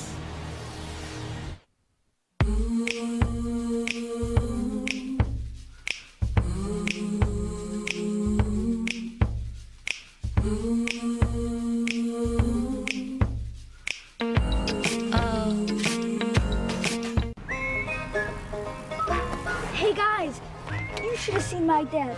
He screamed at the referee the whole game. My dad used a lot of swear words. We watched the game on TV and my dad called the coach a jerk. Well, my mom says the refs are dumb. Dummy. My mom just gets embarrassed. My dad says the quarterback stinks. Come on, butthead, how about completing a pass? Loser! When I grow up, I'm gonna be just like my dad. Well, hi there, I'm Mark Wilson. You know it's a big bowl game. Watching it right here on Fox 13. Tonight, after the game, how Bay Area football fans are showing their changed many people's plans for watching the game. Plus, a deadly start to the new year in Pakistan. The explosion that killed nearly 100 people, and why those who killed were not the intended targets. It's all tonight right here on Fox 13 on News Edge after the Sugar Bowl.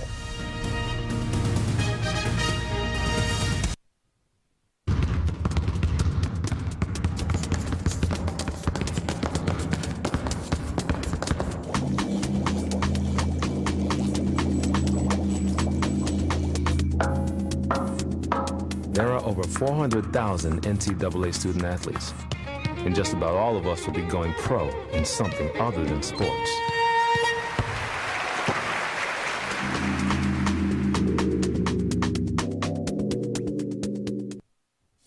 Welcome back to the Reese's BCS Halftime Show on Fox. From the 1185th and the 502nd, we would like to say happy holidays to everyone back home. And thank you to Fox Sports! Guys, actually, that was Fox's former broadcast associate, Erica Leone. I want to thank Erica and all the great servicemen and women for everything you do out there. A job well done, and happy, healthy New Year to everybody in the armed forces. All right, well, Florida's players have been pretty good. Let's see how the band is at halftime. Here's the Pride of Sunshine under director Jay Watkins.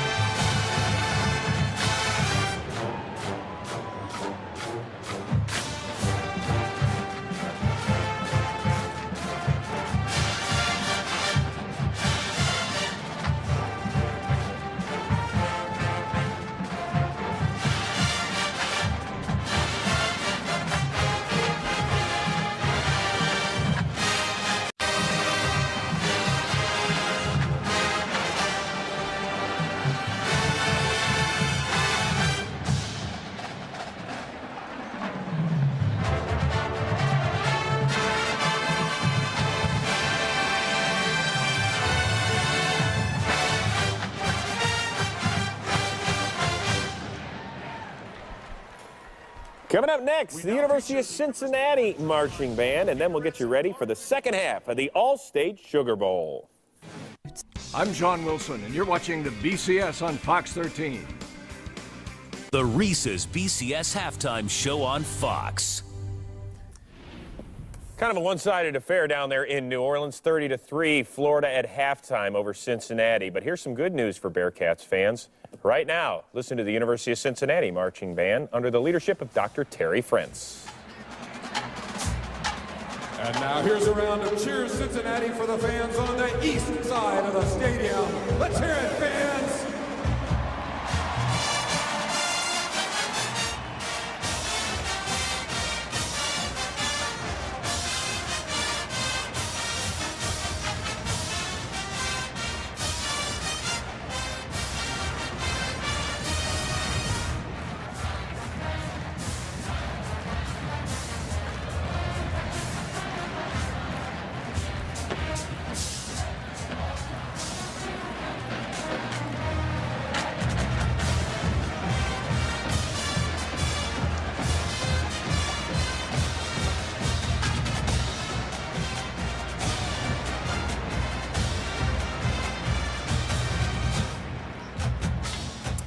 Well, for 18 years, the All-State American Football Coaches Association Good Works team has recognized the stewardship of student athletes off the playing field.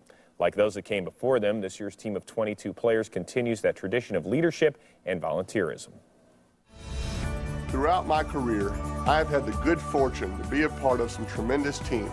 But one of the teams I am most proud to be a member of is the All-State AFCA Good Works team. It is my pleasure to introduce the class of 2009, a truly remarkable group of young men whose dedication to their communities and commitment here and abroad are boundless. Volunteering my time in Afghanistan and seeing the impact I have on people's lives is more important than winning football games or throwing touchdowns. Born with a severe hearing disability, UCLA sophomore Derek Coleman inspires kids to overcome the obstacles life presents. It's an awesome nomination, and I'm not going to stop here. I'm always going to help kids out. It is that kind of individual drive and spirit that is the foundation for greatness. This is a bunch of other guys who care about making, this world a better place rather than just making their team a better team. And that message continues today through the efforts of these 22 outstanding Good Works Team student athletes. Ladies and gentlemen, please welcome and congratulate the 2009 All-State AFCA Good Works team. Once again, congratulations to the entire 2009 All-State AFCA Good Works team. Job well done, guys. All right, so far, job well done by the University of Florida through the first 30 minutes. It's 30-3. What are we looking for in the second half, Jimmy Johnson? I'm looking for the backup quarterback for Florida. See what the future holds for Florida at quarterback. All kidding aside, if you're Urban Meyer, do you let Tim Tebow kind of take a bow at the end and kind of take him out? I mean, is that something that we're going to see? Yeah, let him play another quarter and then bring him out just individually. You know, one of the greatest players ever to play college football, Tim Tebow. Eddie? I think Cincinnati should look forward to Bourbon Street. I mean, at this point in time, I mean, it's, you know, let's be honest. It's going to be tough for them to come back against this experienced, tough Florida Gator offensive defense. But look at what they've done this year. Yeah, 12-0, outstanding year. 3 straight Outstanding, double-digit absolutely. win seasons. Absolutely. You're not going to go out limping here. I mean, you don't want to, but it certainly doesn't look like they have the firepower or the energy right now. You can look in their body language. They look defeated right now because listen, Florida is just too experienced, too tough. Biggest problems on defense, they can't slow Florida down. They can't get them off the field, so they're never going to have the ball long enough to score enough points to make it competitive. That's the problem. Let's see if they can make it competitive. Let's hope they Tim make it Tebow, competitive. 20 of 24, 321 yards Let's and 3 enjoy scores. Florida. Enjoy Florida. Last chance you're going to get a chance to see the winningest class in SEC history on their way to 48-7 all time. Tom and Brian and Chris will have the call the second half from New Orleans right after this. It's a battle of the undefeateds as high-powered Boise State squares off against fourth-ranked TCU. The Tostitos Fiesta Bowl, Monday only on Fox.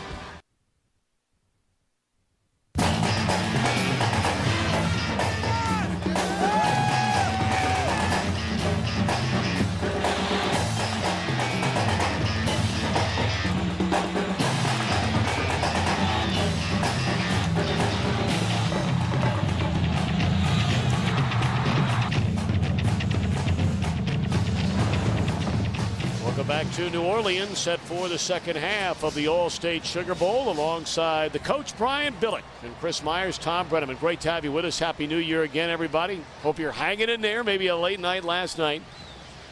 It feels like a late night through one half of football if you're Jeff Quinn and the Cincinnati Bearcats. What do you say to your team here at halftime? Well, it's really not about winning or losing. Not that you give up on the thought of a comeback. But how are you going to conduct yourself in the second half? Are you going to go out and fight? Are you going to remain a team member? Are you going to lose your discipline? Are you going to lose your cool? We're going to start seeing a bunch of penalties. How you conduct yourself this second half is going to really tell more about you as an individual than what this final score is. For more on what took place at halftime, let's check in downstairs with Chris Myers. Tom, Bryant, when I talked to Jeff Quinn, a fiery Jeff Quinn, that's exactly what he had to tell his team. He said, we didn't come all this way to be embarrassed. And he was going to go over some fundamental things that he would consider going to backup quarterback Zach Collaros, but made it very clear Tony Pike not responsible. He's not putting the blame on him. As for Urban Meyer, a very sedate Urban Meyer said, boy, everything's working well, even with a number of injuries on the team. And he did say that because this team can score points fast, Cincinnati, remember they were down 21 against Pittsburgh, we're not going to let up. Tim Tebow's going to play as long as he has to. We're going to ride the hot hand. It's his last game in his college career. We want him to enjoy this. And Urban Meyer, of course, was enjoying the way the Florida Gators played through the first half and expects more of the second half, but got the impression, Tom, that he was not going to ease up despite the score.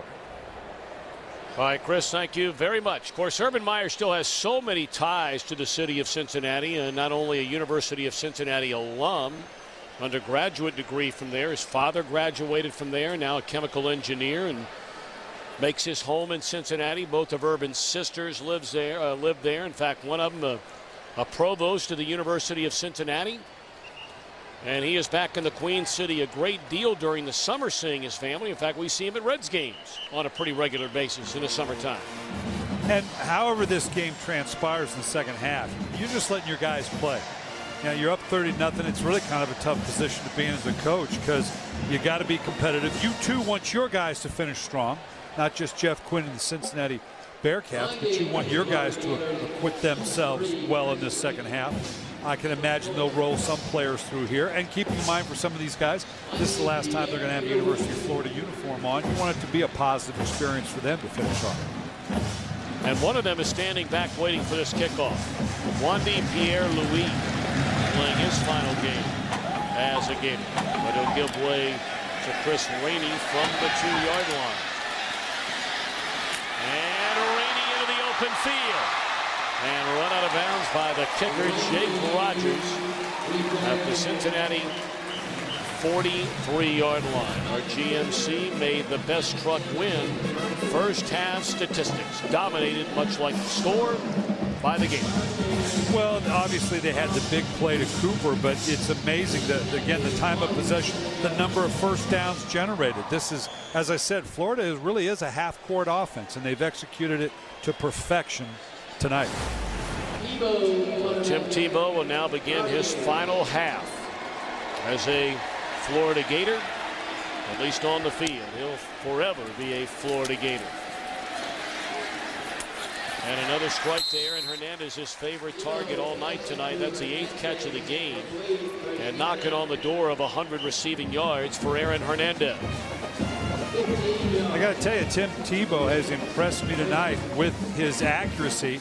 He's got a Cincinnati defender bearing down on him, and he's able to get that ball off. Now, Hernandez, a very impressive night, obviously. Got a big sweep spot. You can put a lot of places with these big Florida receivers, and they'll come down with it. But he has been very accurate with his throws tonight. And again, for those of you that weren't with us in the first half, Brian Billick is going to talk a little bit about Tim Tebow here in the second half. There has been so much made of,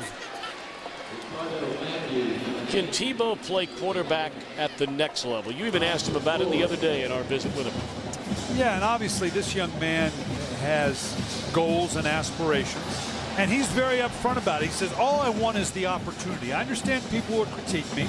I've been told my whole life because of my size and athleticism, you should be playing this, you should be playing that. If I'm destined to play something else, so be it. But I want the opportunity. You've got to prove to me I can't play quarterback, and that's a good attitude to have. Tebow guns it over the middle. It's caught by Deontay Thompson. And he's caught from behind at the 11-yard line by Curtis Young. It's been a big night for Thompson. Yeah, now it begins with great protection, but I want you to watch patience. The patience of Tebow sweeping across the field. He's got great protection, but he doesn't bail out, begins to climb the pocket subtly, and then boom, the ball is out and very accurate with the throw.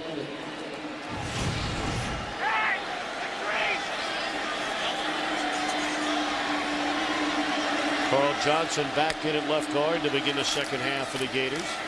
Tebow will keep it himself, and that did not fool Curtis Young. Well played by the senior linebacker out of Glenville High School. That's the high school, of course, coached outside of Cleveland by Ted Ginn Sr., the father, yes, of electrifying Miami Dolphin wideout Ted Ginn Jr.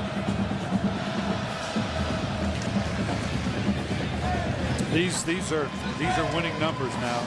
Coach in America wouldn't kill to have those kind of numbers, that kind of completion percentage, big plays, but very careful with the ball. 3 touchdowns, no turnovers. Play blown dead before it ever got started.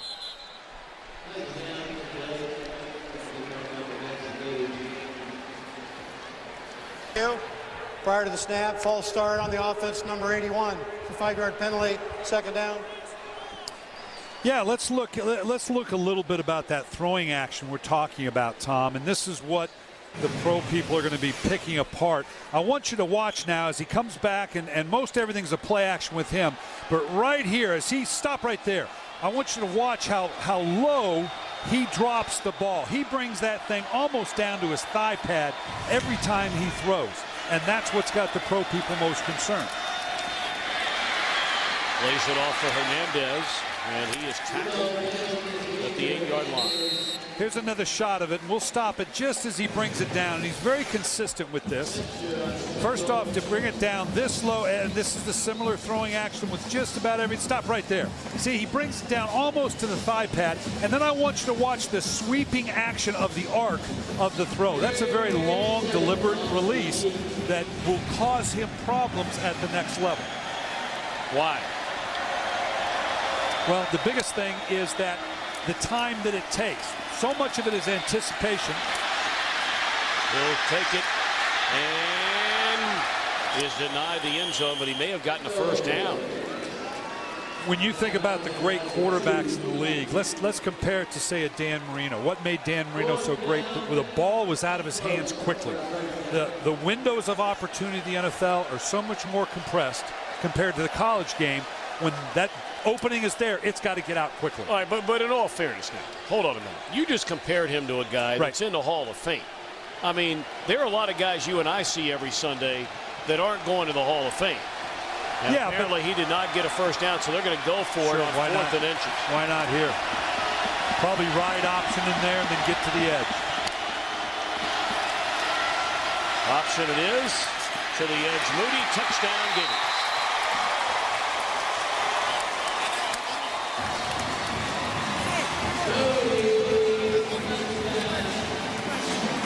Just a variation of the option, of the speed option. Basic part of obviously this offense. His ability to keep the ball and take it into the end zone. They've got to honor, so I'm going to flip it out as they close on me. Let Moody have his second touchdown of the day. But back to what we were talking about, Tom. It's all about turnovers. And when you have that elongated release, DB's ability to close on that, that's going to be a problem that has to be corrected as he goes into the NFL. Right. Emmanuel Moody getting a lot of playing time here tonight after the injury early on to Jeff Demps. And Moody with the touchdown run to give Florida a 37-3 lead. Only 3 minutes have passed here in the third quarter. Marty Gilliard.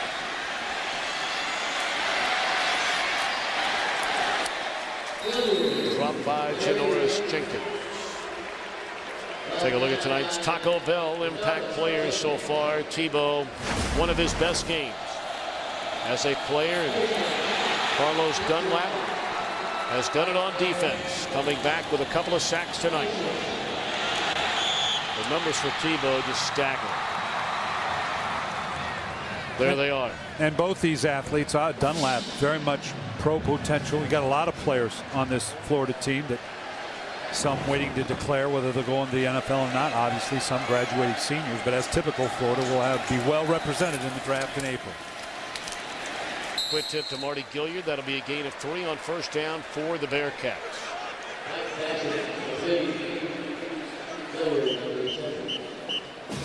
You know, and this is a test for Tony Pike as well. You know, we've been focusing on Tebow, but Pike expected to go fairly high in the draft. And how he handles the athleticism, the matchups with his receivers and these Florida DBs is something that's going to be scrutinized. You always want to see players you're evaluating against the best competition there is. Isaiah Peed, about a half-yard shy of a first down. Peed is a very good-looking back. Only a sophomore. We mentioned out of Columbus, Ohio. Extremely fast. Won the Ohio Division II state championship in the 400-meter dash. 48 seconds. 400 meters. That's moving.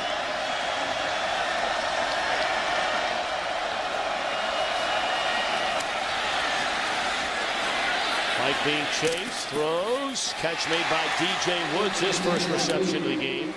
Penalty flag on the far side of the field. I think we had Florida offsides. May have been Dunlap on the right side. Somebody got a jump on the right side of that Florida defensive line. Offside on the defense, number 40. That penalty's declined. First down. That's 3 or 4 penalties tonight on Brandon Hicks, a junior out of Jacksonville. He's filling in for the injured A.J. Jones. Where the offense is now.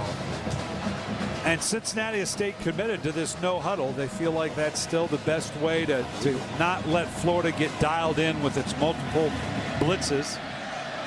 And that this is the best way for them to move the ball. Only moderately successful tonight.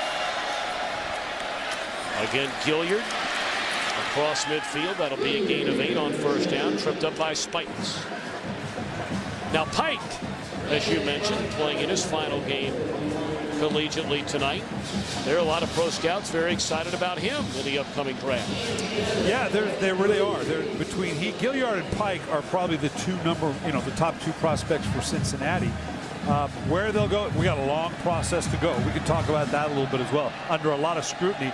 But Gilliard, particularly now when you see a Percy Harvin and Macklin, the success they have, a guy that can be in the slot, be a returner for you, a lot of value with a pick like Gilliard. Isaiah Peed cuts it back to the inside. Well, that's good running there by Peed. And even with his team down 37-3, he has a first down to the Florida 40-yard line. Tripped up by Ahmad Black. And you talk about finish. The defensive coordinator for Florida, Charlie Strong, who is going on to become the head coach at Louisville, and well-deserved. He's all about, we got to finish, guys. He's an intense coach, and he's going to push and prod these guys to not let down the fundamentals, not let down the techniques. Even though you're up 37-3, he don't want to let him in the end zone. Armand Benz, blanket coverage by Joe Hayden, but the catch is made to the 32-yard line. We've talked so much about Florida's coaching situation. Jeff Quinn, of course, the one-game interim head coach after Brian Kelly left to take the job at Notre Dame, and the Bearcats have already named their next head coach, who will take over the reins following the game tonight. Butch Jones out of Central Michigan University. That's where they hired Brian Kelly from, Central Michigan. Crossing route caught by Ben's first down. Standing by with Coach Jones is Chris Myers. Tom, thank you. Well, a little bit of a good drive for going for Cincinnati. And if you're looking for a bright spot, Coach, first, your observation on this game. You don't officially take over, so is this a little awkward for you to be standing and watching?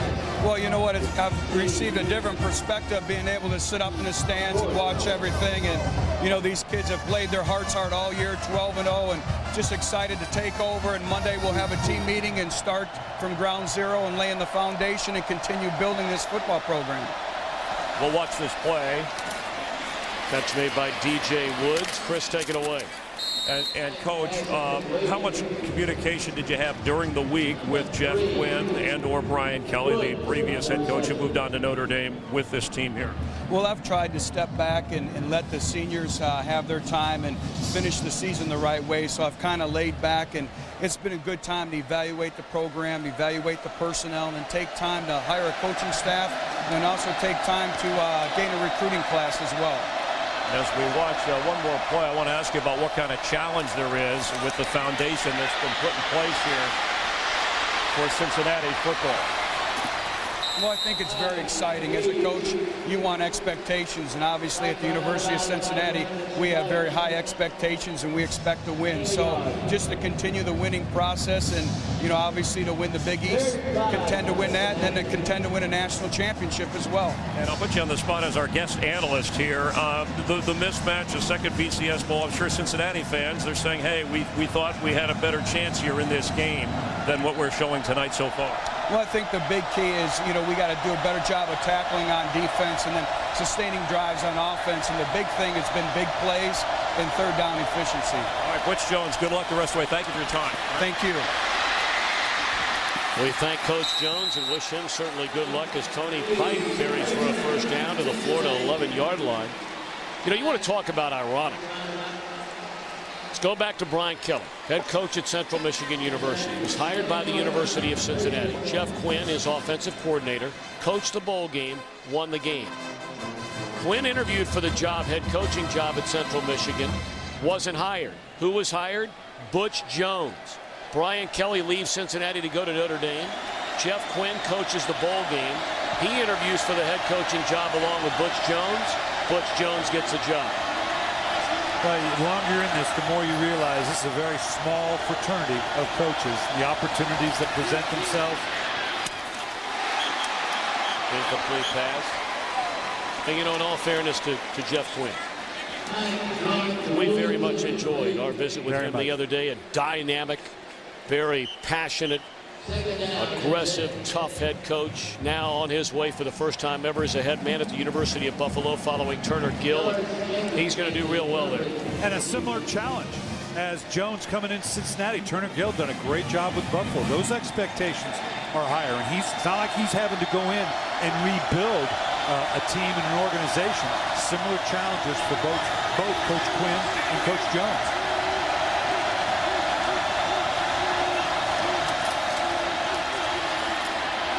Pike on 2nd and 10. Nearly intercepted. He had an eye on DJ Woods. Ahmad Black and Janoris Jenkins were both there in coverage. Yeah, we've seen this the better part of the game now, where you got to get your quarterback out around the perimeter. Just not quite enough loft. Nice job by the secondary reacting. Again, the athletic ability of the Florida secondary. The tough thing for Tony Pike right now, he may have to throw in a couple balls that are a little risky, because, you know, go down with your boots on, right? Take a shot here. Mike guns it over the middle to Woods, and he's very close to a first down. You know, Gilliard got all the pubs, so too did Benz this year. Woods is going to be a good player. Only a sophomore. We got a lot of, you know what, I was amazed, Tom, as I got prepared for this game. And, you know, I was originally born in Ohio. I know the tradition, rich tradition in Ohio. But the number of kids, 51 kids on scholarship. And a lot of them from the Cincinnati area. 26 of the 51 players from Cincinnati. That's got to be a lot of good high school football being played to draw that many kids out of the program. Wide open, and Cincinnati, its first touchdown of the night. Marcus Waugh, a linebacker who comes in like situations by the goal line. The touchdown reception. Nice job by Tony Pike after the quick play fake. Comes over the top. Very accurate with the throw. Again, with Pike, you can see, compared to, say, Tebow, the fundamentals very tight. Carries the ball very high. Gets the ball out of his hands very, very quickly. Point after is good.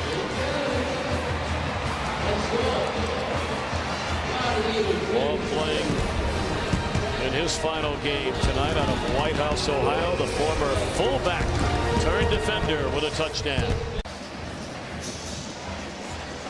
Get a look at the Superdome and the city of New Orleans in our aerial coverage brought to you by Bud Light. West City continues to get its feet, its legs back underneath it following Katrina shortly thereafter. A year and a half later, Gustav. They're doing a nice job down here. They have, and we've been back a couple times giving our covering of the Saints. It was great to see the town so full of people and so alive. Of course, they're so excited about the New Orleans Saints, but they're a little worried right now. You and I are going to do the Saints on Sunday. Yeah, they ought to be a little worried. They've lost 2 in a row after beginning of the year 13-0. Chris Rainey brings it out to the 25-yard line. Is Tim Tebow coming back into the game? It looks like he is.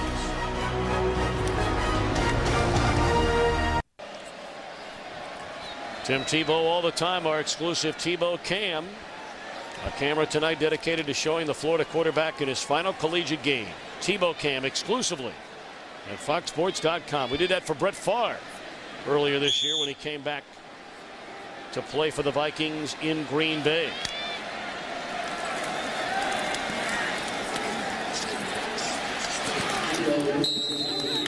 That's the thing about the college game, Coach, and you know the difference from the pros. Not that you can't have a guy in the pros and they leave as a free agent or, you know, a rare trade, but in college, you know, when you live in Gainesville or you live in Cincinnati, follow a program anywhere in the country, doesn't make any difference. You get to know these guys. Tebow, you got to know him a lot faster than most others, but you know, then 4 years later, they're gone.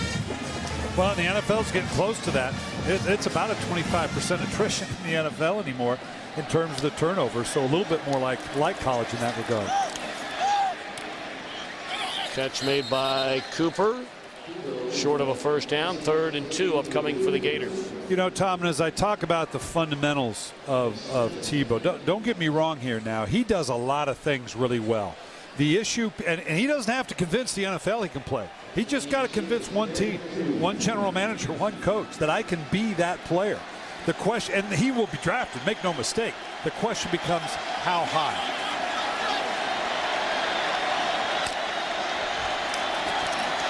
Third down and 2. Tebow steps into it, throws, catch made by Cooper, a first down in midfield. You know, I liked your line when you talked the other day about these so-called experts out there talking about drafting Tebow. I love your line. Well, you see a lot of people commenting on it, and it's all well and good. It's hard not to root for the kid.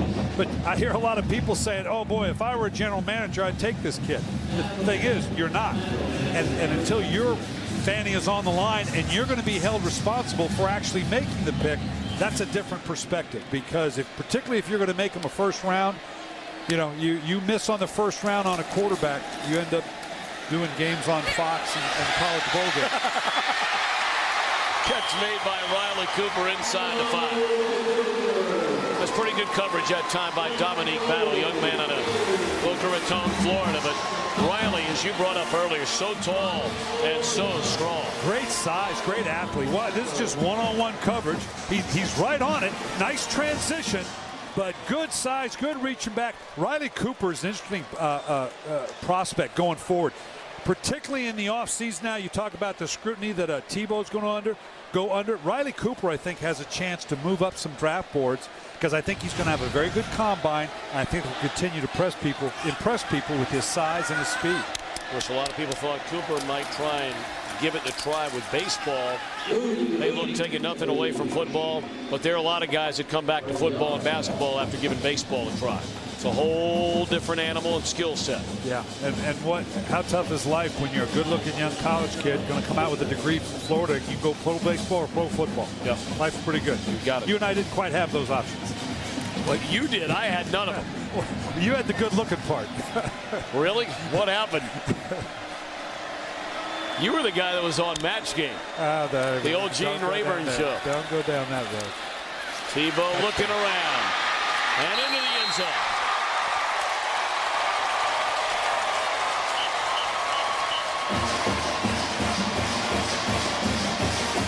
The 57th rushing touchdown in the career of Tim Tebow. An all-time SEC record, 8th game this season with a passing touchdown and a rushing touchdown.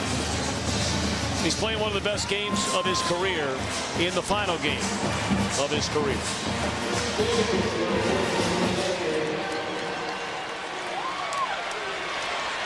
Urban Meyer's obviously got to feel good about what's going on tonight, and if for no other reason because sending off, again, you made the point, Tom, the winningest senior group in the history of the SEC. Great way for them to go out.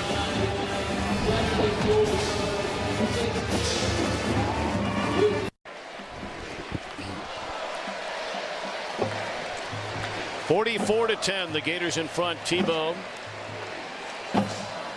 a rushing touchdown, 3 passing touchdowns, and the 4 total ties a Sugar Bowl record.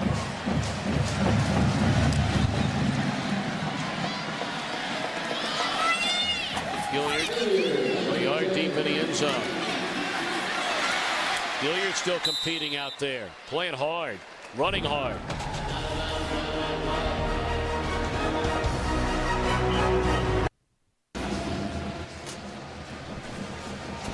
Great overhead shots all night tonight, brought to you by DirecTV. If you call yourself a sports fan, you gotta get DirecTV. What's cool, Cameron? Oh boy, we're normally not big league enough to get that regular. We got to put together a little pool. I'd pay to have that thing in our game. Really? Well, Lord knows you've got the glue to do it. Out to the 40-yard line, Jacob Ramsey.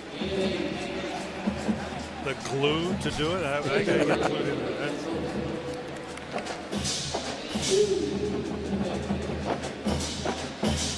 Tony Pike's an interesting prospect going forward. A lot of people will compare him, I think, to Joe Flacco, if for no other reason, just because of the size.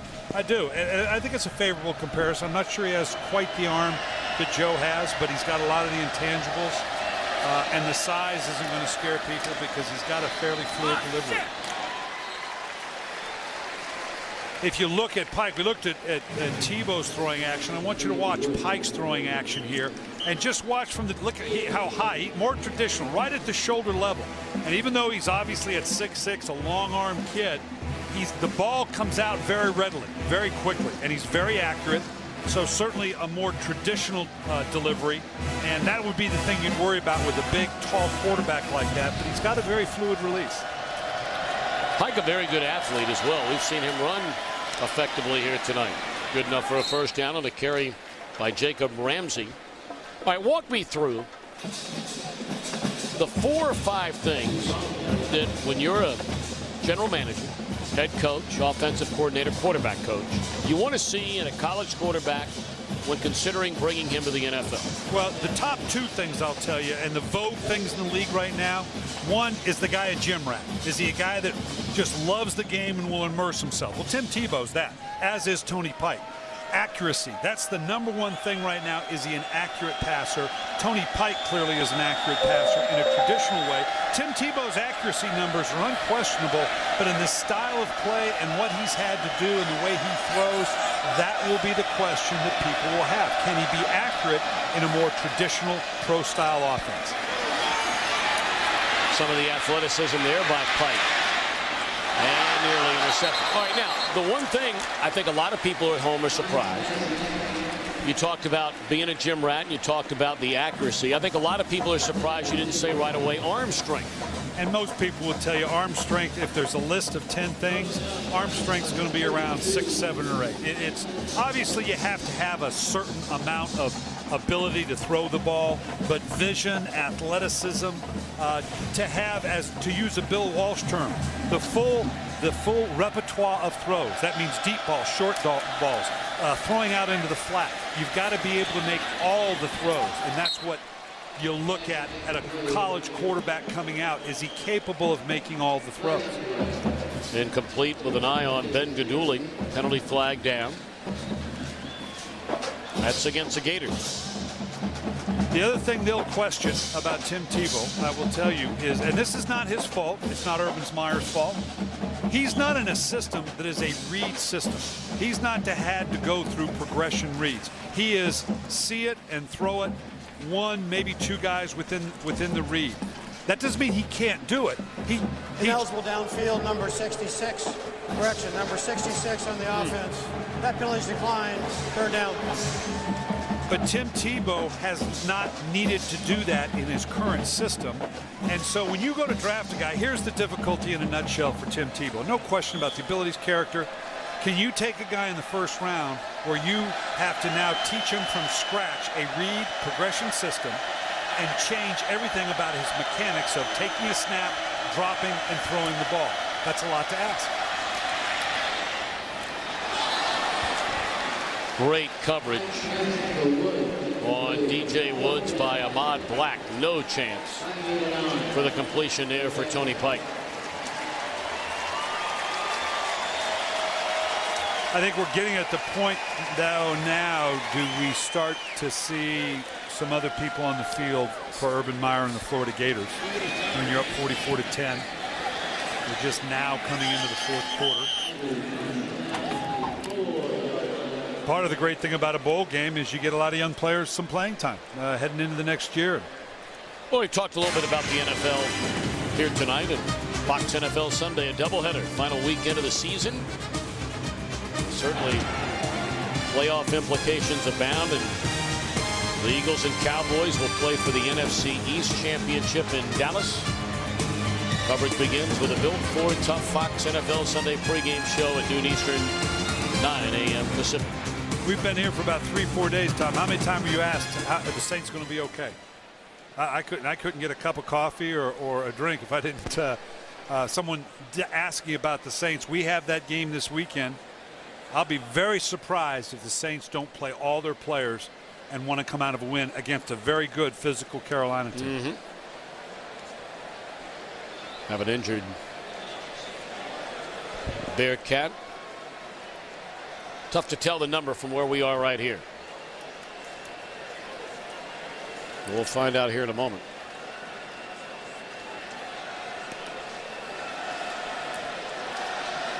It's Malik Bomar.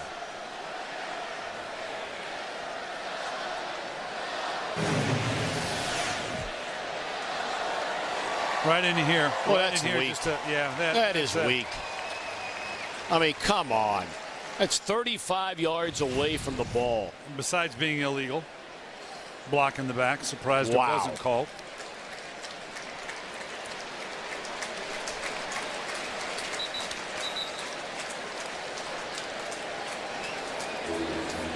Lucky that young man wasn't hurt, really hurt. Yeah. And this is the kind of thing when a game gets like this, you worry about those things. You worry about the lack of focus. Florida taking over with that first group inside the 5-yard line.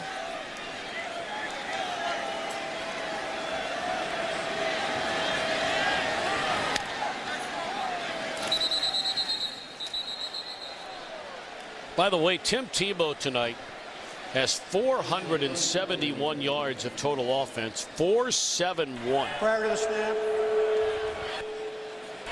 snap, false start, number 57 in the offense, half the distance to the goal, first down. I only bring that up because that has set a BCS record for most total yards in a game by one player, breaking the record of Vince Young, leading the Texas Longhorns. That great national championship game, beating the SC Trojans.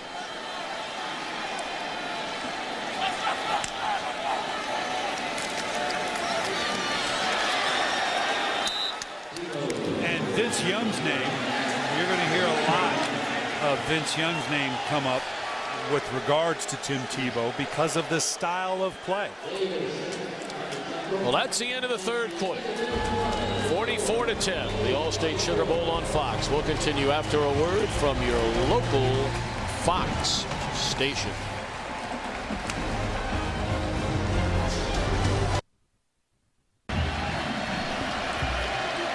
Well, the final quarter in the collegiate career of the great Tim Tebow is set to begin here in New Orleans, Louisiana at the Allstate Sugar Bowl. And out of the shotgun from his own end zone with a 44-10 lead, a second down and 13. And Tebow rolls, throws, incomplete.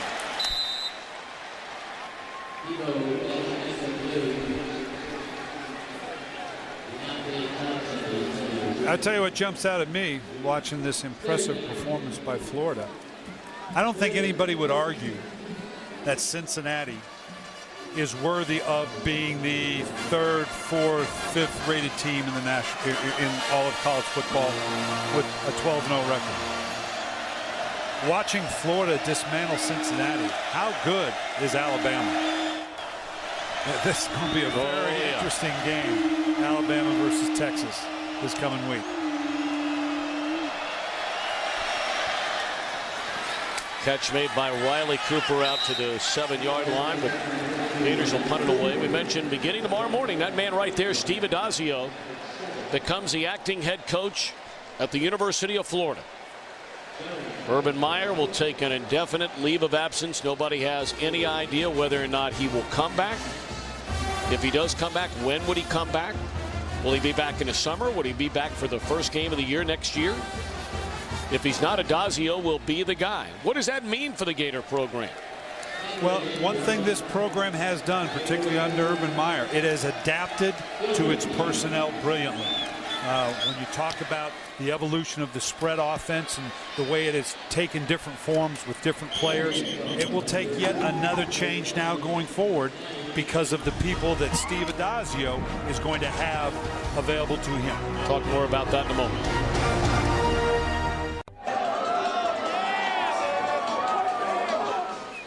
Our great overhead shots tonight brought to you by DirecTV. If you call yourself a sports fan, you got to get DirecTV. Tony Pike still in there, the senior out of Cincinnati's Reading High School.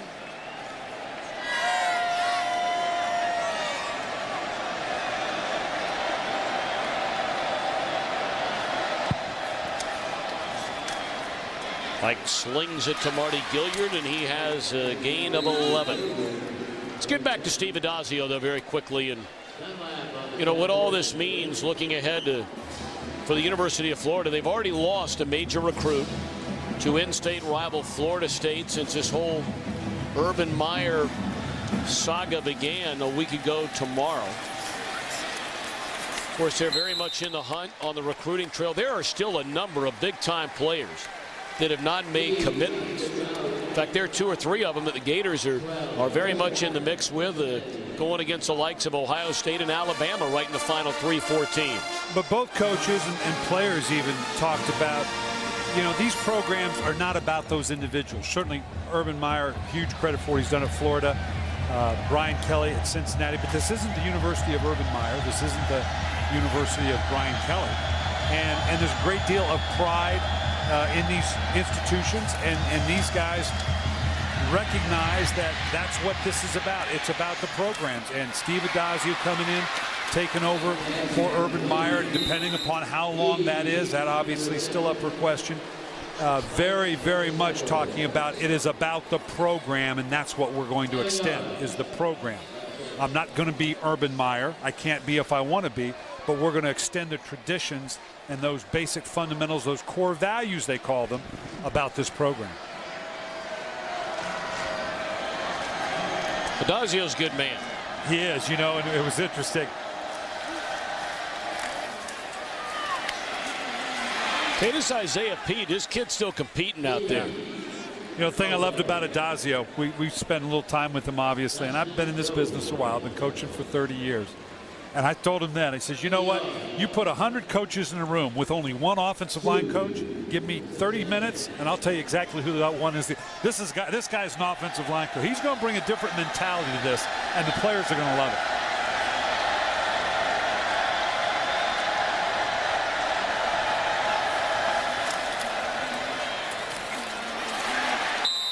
Not sure if Guidugli was able to get enough for a first down. It looks like a favorable spot might have it for Ben Guidugli. For more on Steve Addazio, let's check in with Chris Myers. Well, Tom, he's the high-energy, passionate guy that Urban Meyer leans on for pregame speeches. He lights the fire. And prior to this game, when some thought that Florida might feel this was a letdown here, coming to the Sugar Bowl instead of playing for a BCS championship, it was Addazio, as Cincinnati gets the first down. It was Addazio who put the message together hours before kickoff, and he told me that he used a military phrase which was taking care of what's directly in front of you, and that was to deal with the issues of all week about Urban Meyer. And he used a Martin Luther King quote to this team: the true measure of a man comes in time of conflict. And that message, as players told me, even in pregame warmups, it's not just what he says, it's how he says it. It's one of the reasons that Joe Addazio is Urban Meyer's guy, at least on an interim basis. No flag comes down. And Marty Gilliard can't believe it. He felt he was just flat run over by Major Wright back in the end zone, and Gilliard slow to get up. And however they got here, we're going to see here, Gilliard is the inside of the two receivers here. He's just going to run up into the corner, and I guess they're just going to call this incidental contact. Oh.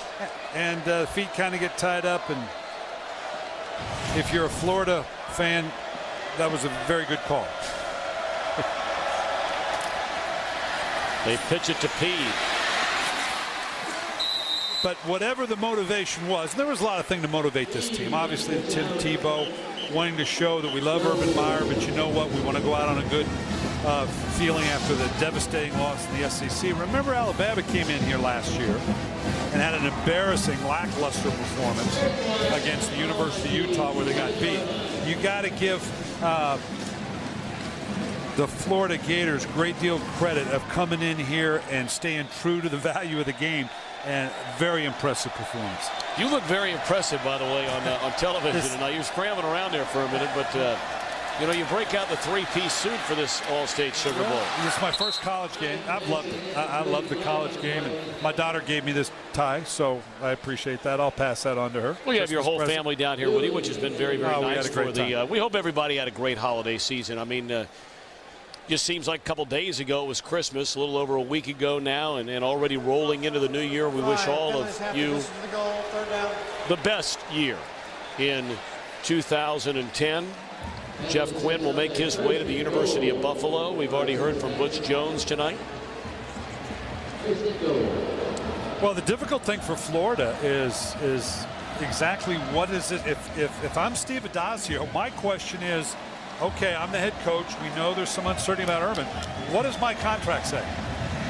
That's going to tell you what the direction of this program and what the level of commitment and what they think Urban Meyer is going to do. I hate to say be so clinical, but follow the money. Incomplete. You know, Gator fans, they remember good times and they remember bad times not all that long ago. I mean, look, there are a lot of people, you know, very, very young people that might say, well, the Gators been rolling forever. Well, that's not the case. They have been a good program under Steve Spurrier. They became an exceptionally good program, won a national championship. Well, there were some dark days after that before Urban Meyer came around to build him back up into a top 2, 3, 4 program in America, just like USC. People think Pete Carroll's been out there winning games for, 55 years.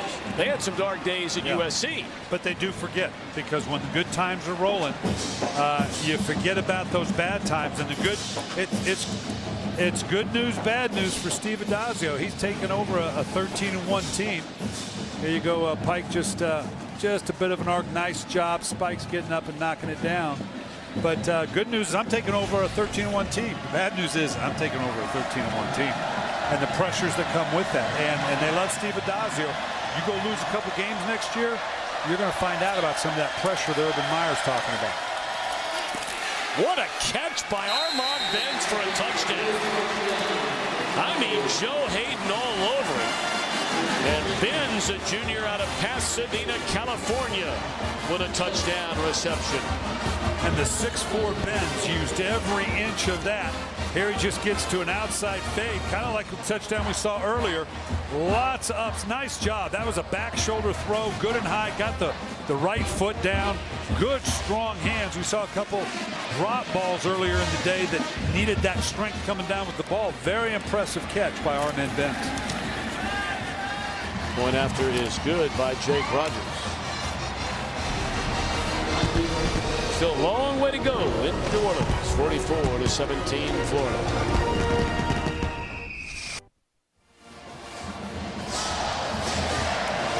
Tonight's aerial coverage brought to you by Bud Light. Still a spectacular venue, this Superdome. They've done a marvelous job. Unbelievable job with what they've done with this post-Katrina.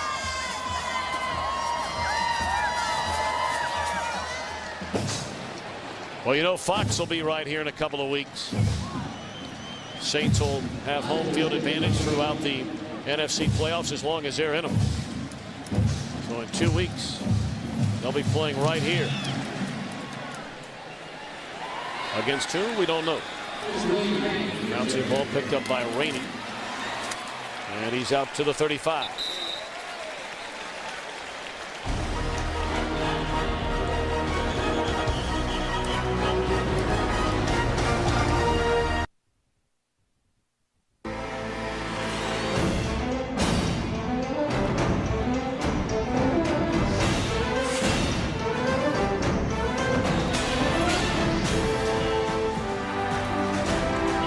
Final 10 minutes and 1 second in the extraordinary career of one of college football's all-time great players. And that's not a stretch. Not only one of the most decorated, but truly one of the great leaders, both on the field and off the field, Tim Tebow.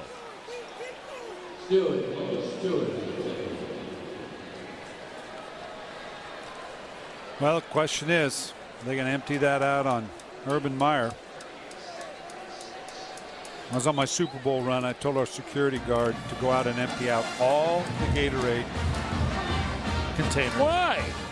Because it was cold in Tampa that night. Oh, come on.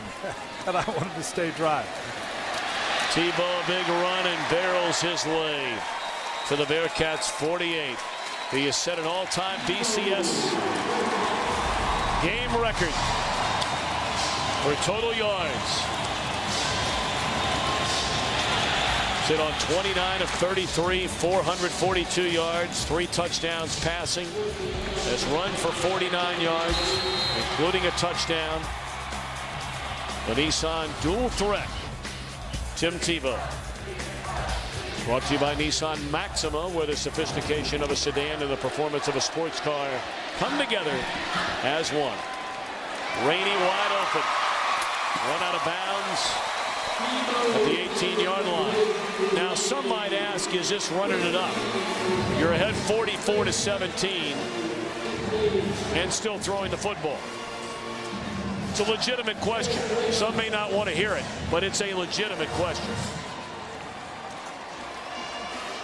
Well, I've been on both ends of this equation, and you're never going to throw up the white flag. And I've certainly, like anybody, has been accused of running the score up. And I don't know how you do that. I don't know how you can't take a knee for the last 10 minutes. 475 passing yards for Tim Tebow, a new Sugar Bowl record. And you almost get the feeling on this drive, perhaps Urban Meyer displaying the talents of this young man, Tim Tebow, out of Nice High School outside of Jacksonville, Florida. Well documented, son of a preacher. Was born in the Philippines, of course, was Tim Tebow, and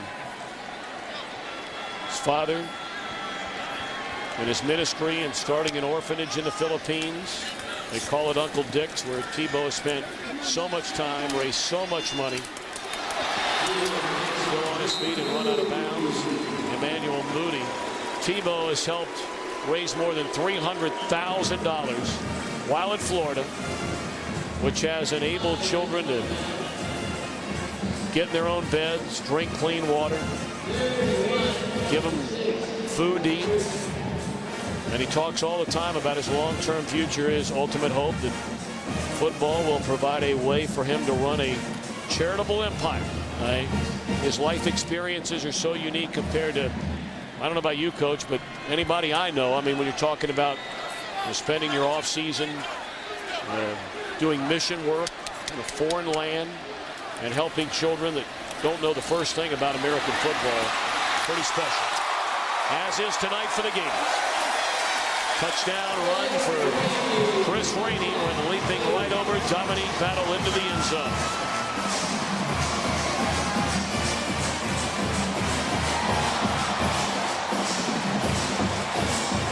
Now there again, just the speed option going down.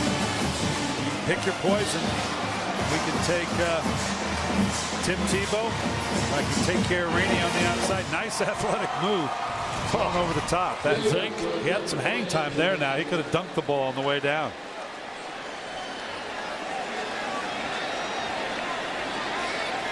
You almost wonders, you see that shot of Tim Tebow and Urban Meyer. We know it's Tebow's last game. Is tonight Urban Meyer's last game?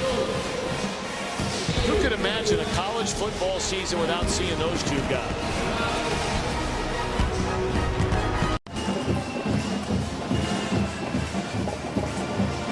(51-17), Florida in front. 7 touchdowns, yet another Sugar Bowl record. Tough night for Mardy Gilyard and the Bearcats. You know, we were talking about Gilyard and about his upbringing in Bunnell, Florida. But even once he got into college, story's been told many times, in 2006, had his scholarship pulled by Brian Kelly.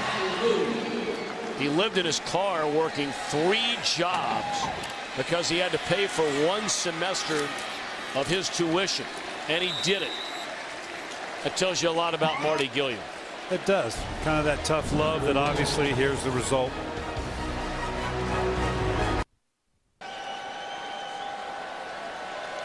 Celebration beginning on the Florida sideline, although this one has been in check for quite a while. Travis Kelce comes into the game for the first time, redshirt freshman. His brother is the starting left guard. Kelce, a great high school quarterback, and they use him in that Wildcat formation. He's also their number 3 tight end. Here they're staying in it. Florida with a win. Yeah, just finish it out. You know, just keep playing, keep utilizing the full game plan. Florida with a win tonight as they give it to Pede, come back to Pike. He's going to throw for Marty Gilliard. And he couldn't hang on. The Gators will become the first team in FBS history, that's Division 1A college football, to win 13 games in back-to-back years. Penalty flag came in down there, by the way. Looked like Wandy Pierre-Louis made contact with Mr. Gilliard. And what makes that back-to-back 13-win seasons? That's in the SEC. That's a hard thing to do now, given that caliber. Personal foul, face mask, number 4 on the defense. 15-yard penalty from the previous spot, first down.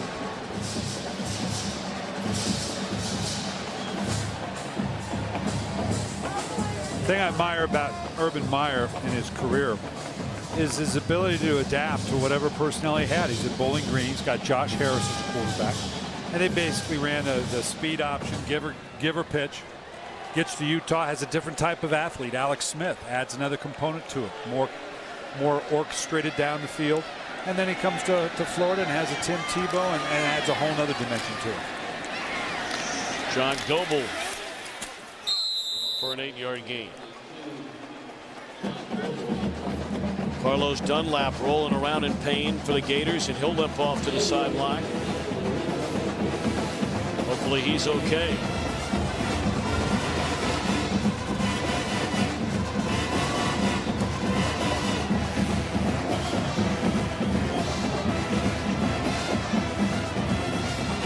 It will be interesting to see what this Cincinnati program does going forward. You know, it's reached some unbelievable heights.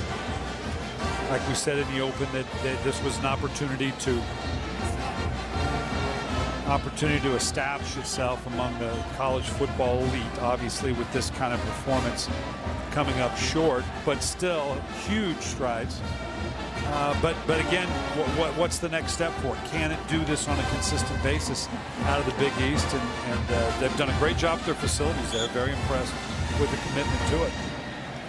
Brian Kelly's a special guy now. I mean, for anybody who has paid any attention to his career, he has been a head football coach for a long, long time.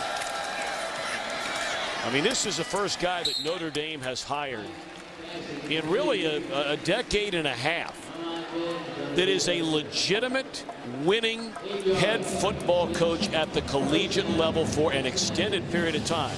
A couple of national championships in the D2 level, and will now take over the Notre Dame Fighting Irish. And Kelly also a good man.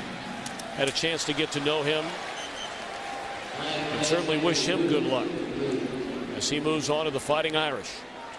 They've got work to do at Notre Dame. Sure it does. It's not been pretty for a number of years. No, but has the energy off the field as well. That's part of it, that you've got to energize that base. That's something that you talk about. Butch Jones is going to come in here, and he's going to have to match that as well, because as I understand it, you know, living in Cincinnati much better than I do, but he energized, Brian Kelly energized that community. You've got to get the community involved, and it's very proud of this program, but that's got to be sustained. Tell you what else Brian Kelly did. Now think about this for a minute as Ben Guidugli has helped off the field. I mean, what Kelly did with his team, academically speaking, not only winning games on the field, Cincinnati was the #1 team among the BCS top 10 in academic ranking. There's an incomplete pass. 75% graduation rate for a top 10 program now. You know, the Notre Dames and the Northwesterns of the world, they're at 90. The Dukes of the world, they're at 90%. For teams that are winning and winning big and in the top 10, Cincinnati by far #1, highest graduation rate. They were the only school in the top 10 to pass 70% graduation rate. So Kelly did it not only on the field, but making these kids get after it in the classroom. And that's the great thing about that. It shows that you can do it the right way, that you can win in college football doing it the right way. Timeout called by Jeff Quinn. 5:41 to go.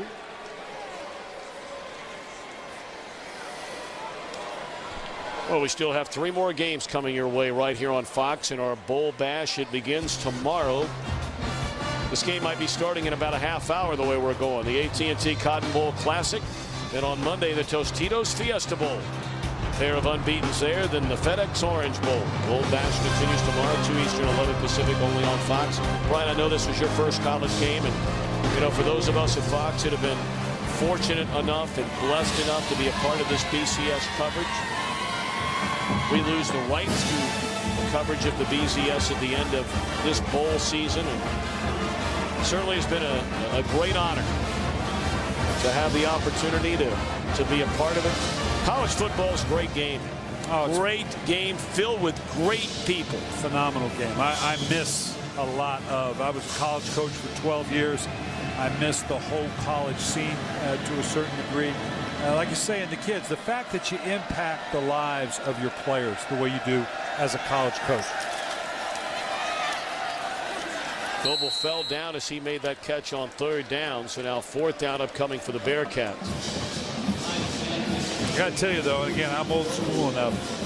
It still feels odd.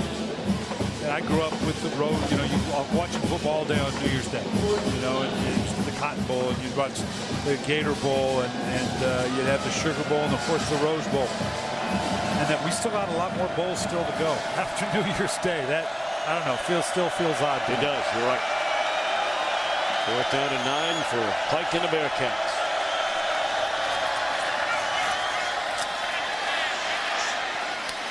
Catch made by DJ Woods. And he lunges forward trying to get into the end zone and came up a half-yard short. Woods going to be a good player. They've got some players coming back. A lot of them. Well, both schools have quarterbacks, established quarterbacks. John Brantley filling in for Tebow at Florida, and then Zach Calora. So we thought we might see a little bit tonight, maybe under different circumstances. So both these programs at least have some experience coming back in that key position. Flags blow it dead before the snap of the football. Prior to the snap, timeout, Florida. Number 1.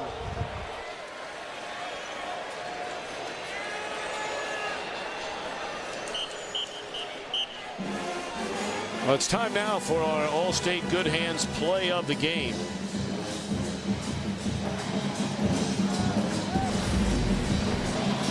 ...80-yard touchdown pass, season-long touchdown pass thrown by Tebow to his roommate Riley Cooper. Great play again. Saw this early. Showed off the speed of Riley Cooper. Great throw by Tim Tebow. Kind of started the floodgates, really. Not that the game was ever really close, but that one kind of broke the back of Cincinnati early in terms of it being a big play.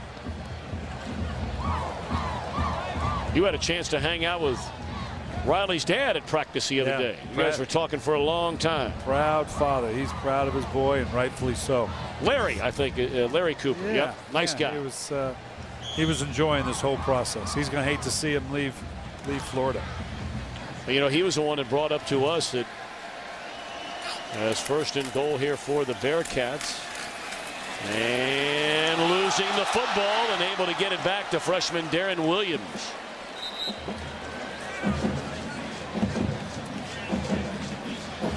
But he was the one that reminded us this is the first time, and we asked Urban Meyer about it, first time that Urban Meyer has been in one place long enough to have recruited a class and been there to see that class graduate.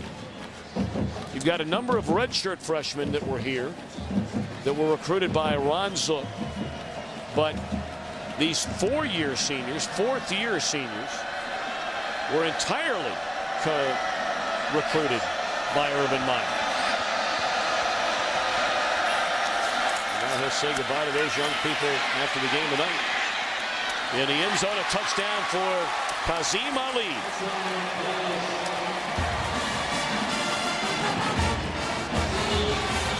Senior with his 2nd touchdown reception of the year. Nice job at Tony Pike, getting away from a little pressure, sense of what's going on around him. breathing down on the back of it. Nice touch, catchable ball. Love the fact that these kids just finish it out. They look up there, they see what the scoreboard is, and 51-23. It's not that, it hasn't been that close. They're just finishing out the string. NFL could learn a little bit, maybe finishing out the string, playing to the end, giving your best effort, playing everybody you have. What are you saying? That's what they're doing here. We'll see. We'll see who wants to do that on Sunday. 51-24. The senior class, the class we talked about, recruited by Urban Meyer and his staff, winningest in SEC history, would go to 48-7 with a win tonight. Won 2 SEC championships, 2 national championships. And Urban talked about that. That was important to him. I think that was the hook he put on these players early. Was, guys, you're the winningest senior class in the history of the SEC. You've got to finish strong. And you could tell that because we heard that back from a number of the players. And when you start to hear that back from the players that you originally heard from the coach, you know that your message is getting through.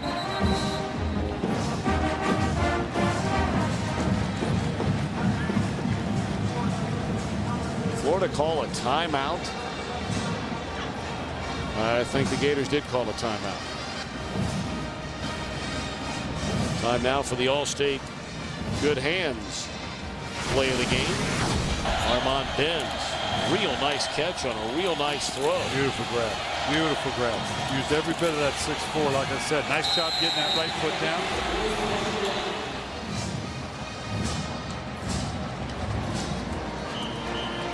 We're certainly rooting for Jeff Quinn as he goes home to the University of Buffalo as their head coach after this game tonight. An assistant in college football for 26 years. 21 of those seasons alongside Brian Kelly. He's still one of 1 finalist for the 2009 Broyles Award, which is given to the nation's top assistant coach. He, too, an offensive line coach. Yep. The send disposition, you don't see that a lot. But just like Steve Adazio, a line coach that now has an opportunity to become a head coach. Rainey from the 8-yard line. And out to the 30.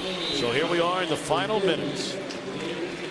In the collegiate career of Tim Tebow, we remember him in 06 when he backed up Chris Leak, helped the Gators to a national title, his first rushing touchdown, his first passing touchdown. Then as a sophomore, first ever to win the Heisman Trophy. As a junior, a second national championship.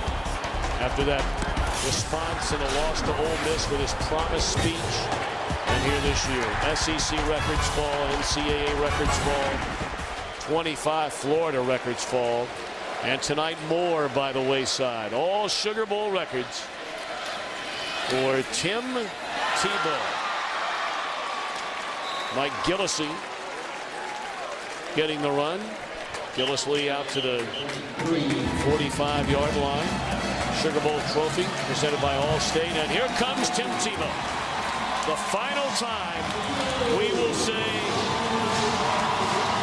the quarterback of the Florida Gators.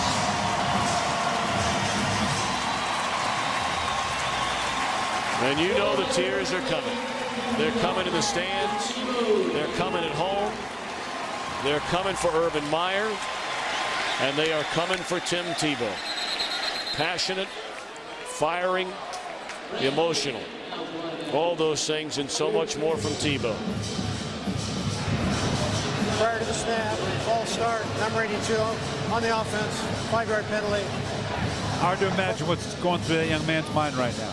A lot to process at 20, 21 years old. All the things that he has done, all the accomplishments, and exciting to think about the things that are ahead. This young man's going to have a career. There's no question about that. He's going to go under a lot of scrutiny the next 3 months. But a special time for him right now.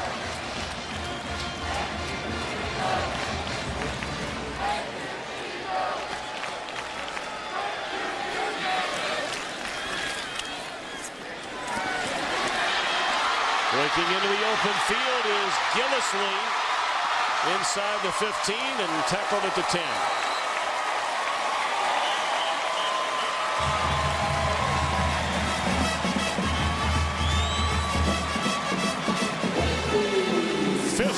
Yard run.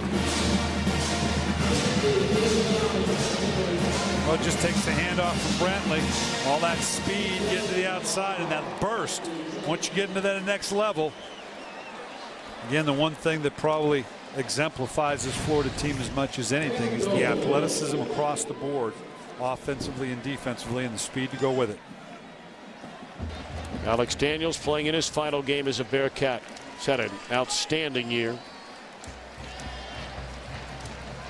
Well, you talk about Tebow, and joined at the hip by Urban Meyer. And we've talked about what the future holds for Florida football, but of course so much of it rests on who's the head coach. And will Urban Meyer be back? People talk about what a tough year it's been for Meyer, the huge expectations, that flu that ravaged the team early in the year, Tebow's concussion. Opposing fans, remember the hijacking the cell phone number story early in the year? Brandon Spikes and the eye gouging incident. Meyer's fined heavily for criticizing officials, the Carlos Dunlap situation. And, when he told his family a week ago tomorrow that he was stepping down as a head Prior to coach. Snap, false start on the offense, number 73. That's a 5-yard penalty, first down. One of his daughters, Nikki, said, "I get my daddy back." And then all of a sudden the next day after an inspired practice, Urban Meyer decides that he's not leaving after all. And much was made about the president of the university, suggesting initially to take a leave of absence rather than just, abruptly saying that's it. Things getting a little sloppy here at the end. Prior to the snap, false start on the offense, number 79. It's a 5-yard penalty, second down. Well, and I have no idea what transpires, obviously, but having been at this for 30 years, my guess is, first off, when you make a decision of this magnitude, you got to be careful who you share it with, because all of a sudden things can leak out. You don't want to have your family hear it happenstance. The people you've worked with that you respect, you don't want them to hear it secondhand. So a lot of this probably was very internal just for him. And then once the decision was made or thought to be made, there are repercussions to it all for the program. What's going to happen to his assistants? Does the university want to reach out and bring somebody else in? And Urban Meyer is very much one to consider his assistant coaches. It's not just the head coach that affected. And I'm sure he's leaving for very genuine reasons. Although I'm always reminded of, Coach told me a long time ago, he says the only guys that can afford to burn out are head coaches, because they're the ones that make enough. Assistant coaches can't. We don't make enough money. But the reasons he's going are going to be very genuine and very real. Well, they got him with a water bucket.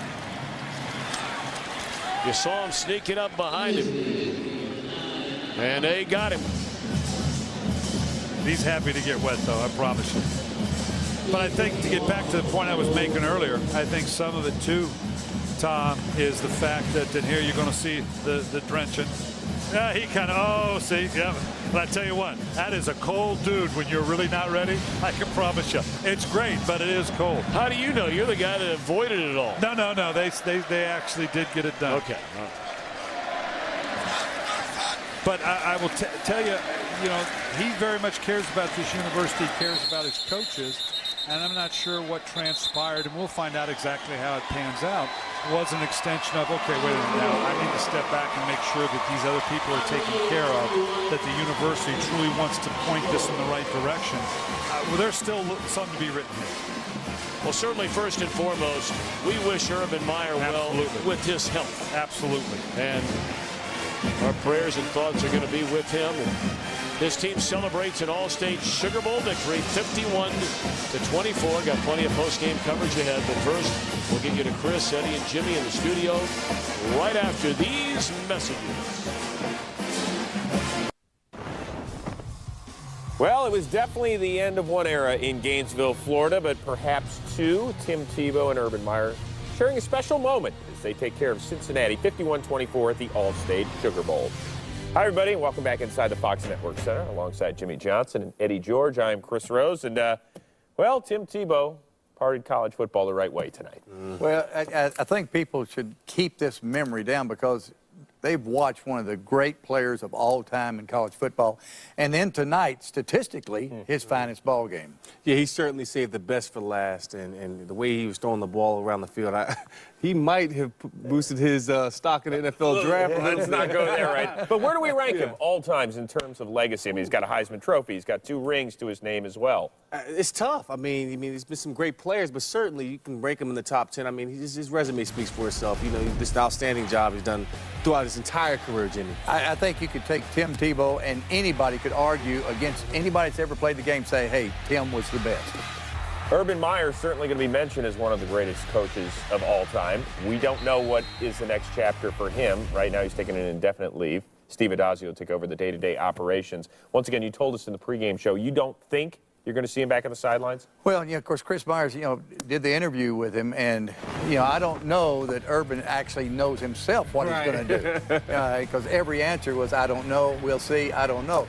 But when he's thinking this much about it, and it's going through his mind with Tebow graduating, with the team, doing what they did, I think in his mind he's going to come in next fall saying, hey, let me go to another position with the University of Florida. Obviously a great way to finish if it was the final chapter for Urban Meyer and Tim Tebow, a 51-24 victory over the University of Cincinnati.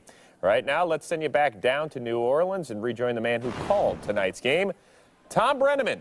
Take it away, my friend. Thank you very much, Mr. Rose. 51-24, our final, and it's time for the hardware to be handed out. And who better to do that than Mr. Chris Myers? Thank you, Tom, the Allstate Sugar Bowl committee, the people of the Louisiana Superdome, and the great college football fans across the country. Thank you for watching, for attending. Gator Nation will continue to celebrate. And we are joined by some familiar faces and some people that you should hear from. First, I want to introduce Richard Smith, the Allstate Sugar Bowl president. Thank you, Chris. The Sugar Bowl wants to thank the University of Florida, the University of Cincinnati, and their great fans. Congratulations to the winner of the Allstate Sugar Bowl, Florida, and head coach Urban Meyer.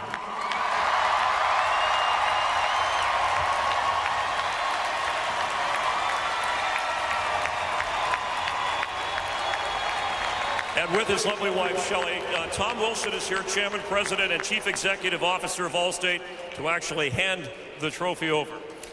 Coach, when you put this trophy over your head, it'll be a memory your team will never forget.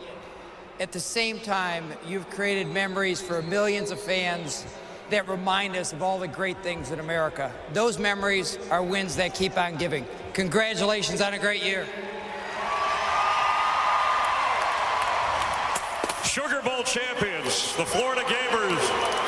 Urban Meyer, back-to-back 13-win seasons. It's never been done before in Division I FBS college football history.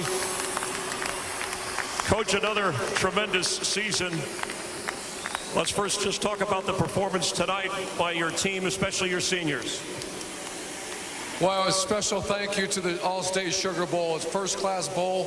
It's my first experience here, and they treated us great. But most importantly, I want to thank the most successful senior class in the history of the Southeastern Conference. They gave us a great run. And Tim Tebow, part of that, he saved the best for last tonight. Tim Tebow will go down as one of the great players, if not the greatest player in college football. Coach, as the confetti falls, this is your third BCS title with the Florida Gators, and we've been able at Fox to share it with you. And I think Gator fans and football fans want to know what Urban Meyer is going to do next. I plan on being the coach of the Gators. That's been decided. Oh, and you're in good health? I got to work on that a little bit. Because you're an all-or-nothing guy, right? You don't know how to ease up. This is all about our players and our senior class I love our players, I love our coaches, and I love Gator Nation. And Shelley, you're okay with this. Thank you very much, Coach. You deserve it. And now to present the outstanding player. You can take that home with you, Urban, if you want. Ray Gendron, the chairman of the All-State Sugar Bowl Executive Committee. Tim, on behalf of the Sugar Bowl, it's my great pleasure to congratulate you for a tremendous game, magnificent career, and award you our Most Outstanding Player Award. Congratulations.